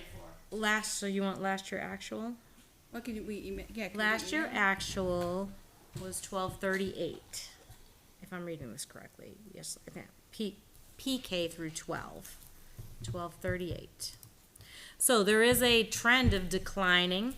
There is definitely a trend of declining enrollment. We're gonna be down about 100 kids by the end of 2026. But that's what all the projections have said for a number of years, actually. So, it's not anything that's surprising. So that's where we stand there. We did get a glimpse into the auditor's report. And there are going to be 3 major negative findings. The first one is and none of them are a surprise. They're not a shock. We've lived it. The unanticipated revenue is one that we need to accept it before we expense it, and that includes things like the ESSER and then the insurance holiday credits. And then the other 2, we actually asked them to look into, we meaning Doug, asked them to look into because he had surfaced the issue. So the first one is, or I guess the second major finding, is the deficit balance in the capital project fund that needed significant transfers at the end of the year. And then the third one is cash management procedures to ensure the district has cash adequate to cover expenses. So, again, not a shock, but I wanted to report that out. The auditors also didn't classify something as an expense when they were going through the audit. So there was $16.5 or $16,500 from a teacher retirement. So that actually is going to, really the only option at this point in time is that is going to add to the deficit for this year. So, just awareness on that. We started having discussions about, potentially having an independent report, third-party independent report, done to define the scope of what happened, identify some root causes, things to watch out for, suggested corrections, and those are things that are not in a normal audit report, right? They report the numbers, but they don't do interviews, they don't look into some of these other questions. So part of what we're starting to have conversation about is what are the questions that we want to answer, and really what the scope of it is. And so, that's. Would you have the same auditors do the report as well, since they're already familiar with what happened, or would it be someone else? Potentially, yep. I mean, Any idea what that would it would cost? make sense. We don't know, and that's one of the questions. How much do we want? So some of the questions are, what's the overall goal of the report? What are we looking to answer? How far back do we want to go? Do we want to interview current employees? Are we only looking at Fund 30? And how much do we want to pay for it all? Another also question is, do we want to request a breakout of the project fund? By project, because LMS and GMS are in there. There's just that one fund. So those are all questions that we're beginning to explore. Does Doug have more experience managing like multiple large projects like this than maybe we had before? Or? I am not sure to the extent. Do you know, Liz? Like his project management? I mean, I wouldn't expect like a BA to have, Yeah. construction management experience, but I wasn't sure. He's ultra sensitive to every penny that goes out the door. I know. Well, He walked into he was a principal before we Assistant hired principal. assistant principal. Sorry, vice principal. But he's had his BA license for quite a few years. So his undergraduate was in business. yeah. So and then my other update is just Mr. Taylor, you had asked about the land purchase and when, why can't we make it public? And you had an answer as well, so I appreciate that. But I did check in with the school board, and right now the appraisal is happening. I don't think it's going to be as long as we all expected. Once that's done, the board's going to review it, and then it looks like we will have a discussion, maybe take a vote to, then make it public. So, it doesn't seem like it's gonna take a lot of time, but And that that's, would go to a warrant article in March, correct? Yeah. So pending voter approval in March, then the purchase and sale would be fully executed? Is that, yeah, that's correct, okay. okay. And then I think that's it for updates that I had. Questions, well, real quick before I'll a couple of comments and then we'll open it up for questions from Ms. Hirschberger. One of the things that I noted, and I know that you shared last night, was the spreadsheet. Oh, where yes, you're yes. capturing our questions. Yep. I appreciate that. I think that's a nice, easy way. I'm sure it's easier on your end to organize and capture, and I think it makes it easy for us to see them and go back and see them, so I appreciate Yeah. that. I know there were also some questions that came in today. Yep, I've got those. Thank you, Yep, Carrie. and so. I even emailed them. Do you see that? I know. Yeah, no, I appreciate that. And I think one of the things we want to be sensitive to, and I want to be sensitive to, like, we want all questions answered in a timely manner. And I know Tara feels the same way because we had some offline conversations about this. So we also know it's a short weekend, it's a holiday, we've got middle of budget season. And I think our goal is to say, what's the right turnaround time for some of these questions? Because Carrie has some really good, very detailed questions. And so any questions moving forward, I think making sure that we say, thank you, we got this question, we appreciate it, and our goal is to get back to you in the next 10 business days, whatever that looks like, because we are in the middle of this. And I think those types of the transparency, putting in the spreadsheet, acknowledging, we'll get this to you, however long, it's going to go a long way, I think. So I'm taking that on as my role. And, I started the spreadsheet, and it's really just an internal tool for us to be able, for for Doug and Dr. Jetty to be able to look at, like, not go through a bajillion emails, you know, find the question, like, have them all right there. So, Yeah, I appreciate that. I think that makes it easier. And one other thing I did want to mention too, because I read this into correspondence. You know, we didn't talk a lot about this in detail. I shared this with the committee. But you know, one of the things that I felt was really important was that as the school was going through this process, and you were having the school was having their legal team and their independent auditors, that as a budget committee, we ensured that the town gave legal opinion on this as well. And I think our role and kind of I've heard Mr. Taylor use this as kind of the CFO of the town. You know, we wanted to make sure that we fully understood our role and obligation in that. And so, you know, lots of back and forth with town legal. I think at the end of the day, what you know can be shared and should be shared is that, you know, our town legal has said that there was nothing that was illegal that was done, and you know there were other, you know, kind of comments along the way, but from a legal standpoint, there was nothing that was done illegal at that point. So I think it's important to put that out there and know that as a budget committee, we wanted to make sure we explored all options and ensured that we just explored all options. Did our due diligence. Correct. Yes. They did say that there was nothing illegal done, but they did say there was incompetence on someone's part. So I think it's important for the people watching at home that they know that as well. I think this email was shared with everybody, so they got to read it. And I think, to my opinion, it highlights loopholes in the law, honestly, whether or not they get addressed somewhere else, I'm just gonna say, I understand the legal decision, just to me, means that there should be some legal approach to tightening up some laws. So those are the two comments I had. I'll open it up to questions for the school. Just to expand on your comment, Mr. Chairman, so I assume that the correspondence with the town legal will be put somewhere that is available, whether it's in the minutes or somewhere? Answer? You talking about the document where I captured that? Yeah, we'll make sure that gets reflected in the minutes. I'll make sure Matt has that. Yep. Okay.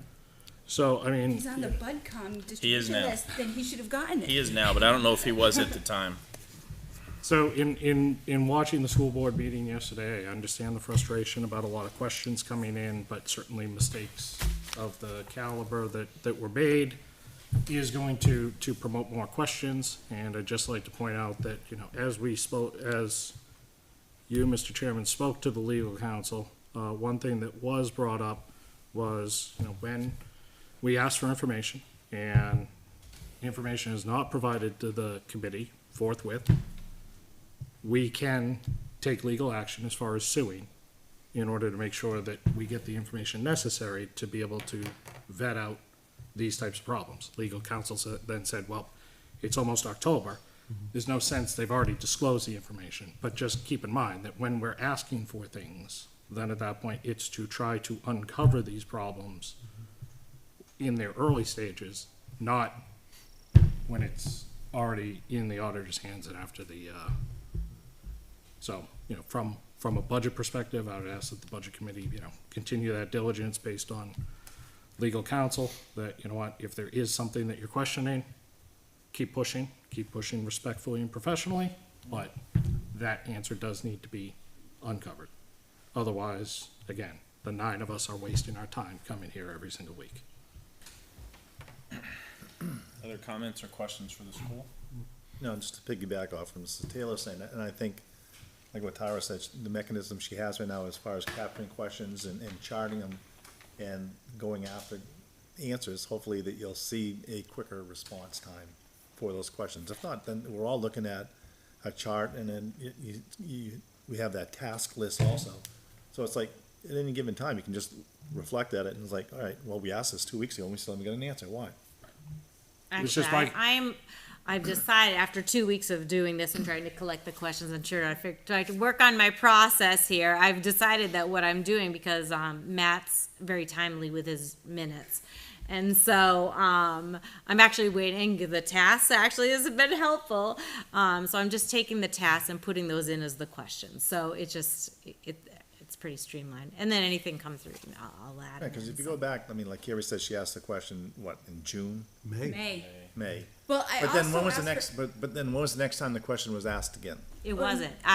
May and June, but I also asked in January for some information relative to the project Right, that I but never that's received. what I'm saying, rather than something slip like this did, right? No, I'm just saying, like, No. you asked like in May, It slipped somewhere, sure. Yeah. well, when I say slip, it's like, it's not like you were asking every single week, like, where's my answer? Sure. If you were, it's not represented anywhere in the minutes, that's No, why I'm but- saying. That's not on me. So you're right. There was a breakdown in the process somewhere. Yes, I will agree with that. Or lack of process. Sure. Yes. So our hope is to answer these questions in a timely manner, and that's my primary goal. And that's, what I'm gonna aim to do, in partnership and teamwork with, Doug and Dr. Jetty and Liz right there. What? Transparency. Yeah. So, Anything else for the school? I do have one other thing, just following up on the question that I asked at the school board meeting. Then I asked it here, asked it again last time. It was discussed last night around the DOE letter. And I'd just like to be able to say that my question included the ramifications to the district, school board, superintendent, and business administrator. The only response was that the town would not be able to set the tax rate. This repercussion of not setting the tax rate is not related to my question. It's a hypothetical question. Excuse me. It's not public input yet. Why, in my answer, did I not get anything referencing RSA 32? Or even specifically RSA 3223, initiation of removal proceedings? Why was that not mentioned in the response? I would like to have the discussion amongst the budget committee on the interpretation of RSA 32. I realize that we're not going to be able to tonight with the time constraint. It was made clear based on the legal counsel engagement. It's shown that if we request financial statements and they're not received in a reasonable time frame, budget committee would be able to request legal intervention. I just ask that we remain diligent. The district has already admitted a deficit for this year. And to Mrs. Hirschberger's point, last night it was identified that there was an additional $16,000 that was not listed as a expense that is now adding to that existing deficit. that was an auditor's issue. So what is the current deficit? So, that's a good question. Matt will put it as the task. But actually, can I respond to that? There were actually, so your question, I mean, it was answered in that short way as you had identified, but then, sorry, I have to use last names here. I'm trying to use your format and use last names, not first names. So Miss Stevens and Mr. Sun actually asked follow-up questions to that as well. And, so here's the response from Dr. Jenny. I'm not sure everybody got it, but, so the question, one of the follow-up questions was just to confirm, had the books not closed on 9/30, the only implication would have been an impact to the tax rate. And so the answer to that was, as soon as the situation was known in early July, we reached out to our auditors and attorneys, and then DRA and the New Hampshire Education Department, DRA and NHED guidance was to work with our auditors, legal team, and school board to look to solve the problem. We spent our time and energy following through with this advice and ensuring that we were able to be transparent with Litchfield on how we ended up in this position. So, So I think there was just a little misunderstanding in terms of my question, because I clearly asked in terms of if revenues did not match expenditures by that 9/30 deadline. And the point being is that Dr. Jetty had provided during that Monday meeting an option 1, which would allow a signature and clean books for 9/30. But then there was option 2 and option 3 that allowed to go beyond 9/30 without those numbers in balance, so that way it could go to the voters to figure out as far as what they want to do. So if I take a look, and again, this is where in future meetings, I would ask that the budget committee review this and come up with a consensus understanding. You know, had it gone beyond 930, unbalanced and went to the taxpayers, does then 3223 come into play? Yeah, so real quick, I think there's a couple of things to that. I think had it gone beyond 930, I think that's when you get into, at least based on my interpretation, having read them a lot more than I planned on, that would have been a violation of the RSAs, and some of those things would have triggered in, is my understanding. There's also another piece that I uncovered, because to Ms. Hirschberger's point, we received the letter back from Dr. Jetty. We shared that as the answer to your question. Both Ms. Stevens and I think kind of pressed a little bit harder to say, is this really kind of the only outcome that would have happened? And you know, we're told yes. I did a little bit of digging today, and again, I'm not a lawyer, I'm not a legal expert. I do believe one ramification, had it gone beyond 930, would have been state aid could have been withheld from the district. Now, again, that's based on my readings and tracking some things. So I think there are other things that could have had a negative impact there. We are playing hypotheticals, but I do think those are good questions to ask and to understand, because we don't want to find ourselves in this position again. And it does play into your larger conversation, which I don't think we're going to have time to get to tonight, of what is the budget committee's role and responsibility in all this. Because I think as the school board is talking about a financial oversight committee, me personally, I see that as our role, and that's the work that we do, and that's our role. Now, we can't tell them whether they can have a secondary committee to do that work for them. That's their choice to do that, and you know, certainly within their rights to do that. But I see that as part of our role, as well as, again, kind of the CFO of the town, is to have that. And so I do want to welcome this conversation, because I think it's good for all of us to have an understanding of these RSAs, our role, our purpose. Heaven forbid we're never having this type of a conversation again moving forward, but we have a better understanding of that, and understanding of our role in the processes. So, can I make a suggestion in reference to that? Because I mean, I read through those, and again, I'm not an attorney, and trying to like understand, you know, the verbiage in some of these things is like reading a warrant article. I totally agree. That's why we went back and forth a so- dozen times with town So, legal. what I would suggest, and just a thought, is that we do have conversation about this, but I think it should be separate from the meeting, because it seems like we haven't gotten to it in the last two meetings. I also think that we should have legal counsel in the room at the same time, because we're gonna ask a lot of questions. Like you said, you're not an attorney, I'm not an attorney, but just to get clarification, exactly what each one of those, I mean, I like you said, you read through them more than you wanted to. I read them like 3 times, and still like, I don't have like full clarification. I don't disagree with that idea, Brian, because I think we can all go through this. We're all gonna have our own opinions and form our own opinions of that. But at the end of the day, they are legal laws, and we need someone that has a legal background to interpret them and tell us whether we're right or wrong on that. And what our responsibilities on 32 is. And just one super last point, as far as, you know, I heard the comment last night that, you know, it's hypothetical, we took care of it. It's hypothetical, but we already see that we're in the same situation for this year. So it's not okay, well, it's taken care of, it's not gonna happen again. We're faced with a similar problem, not to the same magnitude, but we have the same problem. So we need to come up with, I love Brian's point, that yes, we should have legal counsel here. But it's I not don't wanna make a second decision. thing that caused that. It's the same situation. Do you know what I'm saying? You're running. This year's situation is not, it's not the same, it's Right, not no, it was- two situations, No, it was you just a know? byproduct big of last Two situation that results spilled from over. the same situation, so.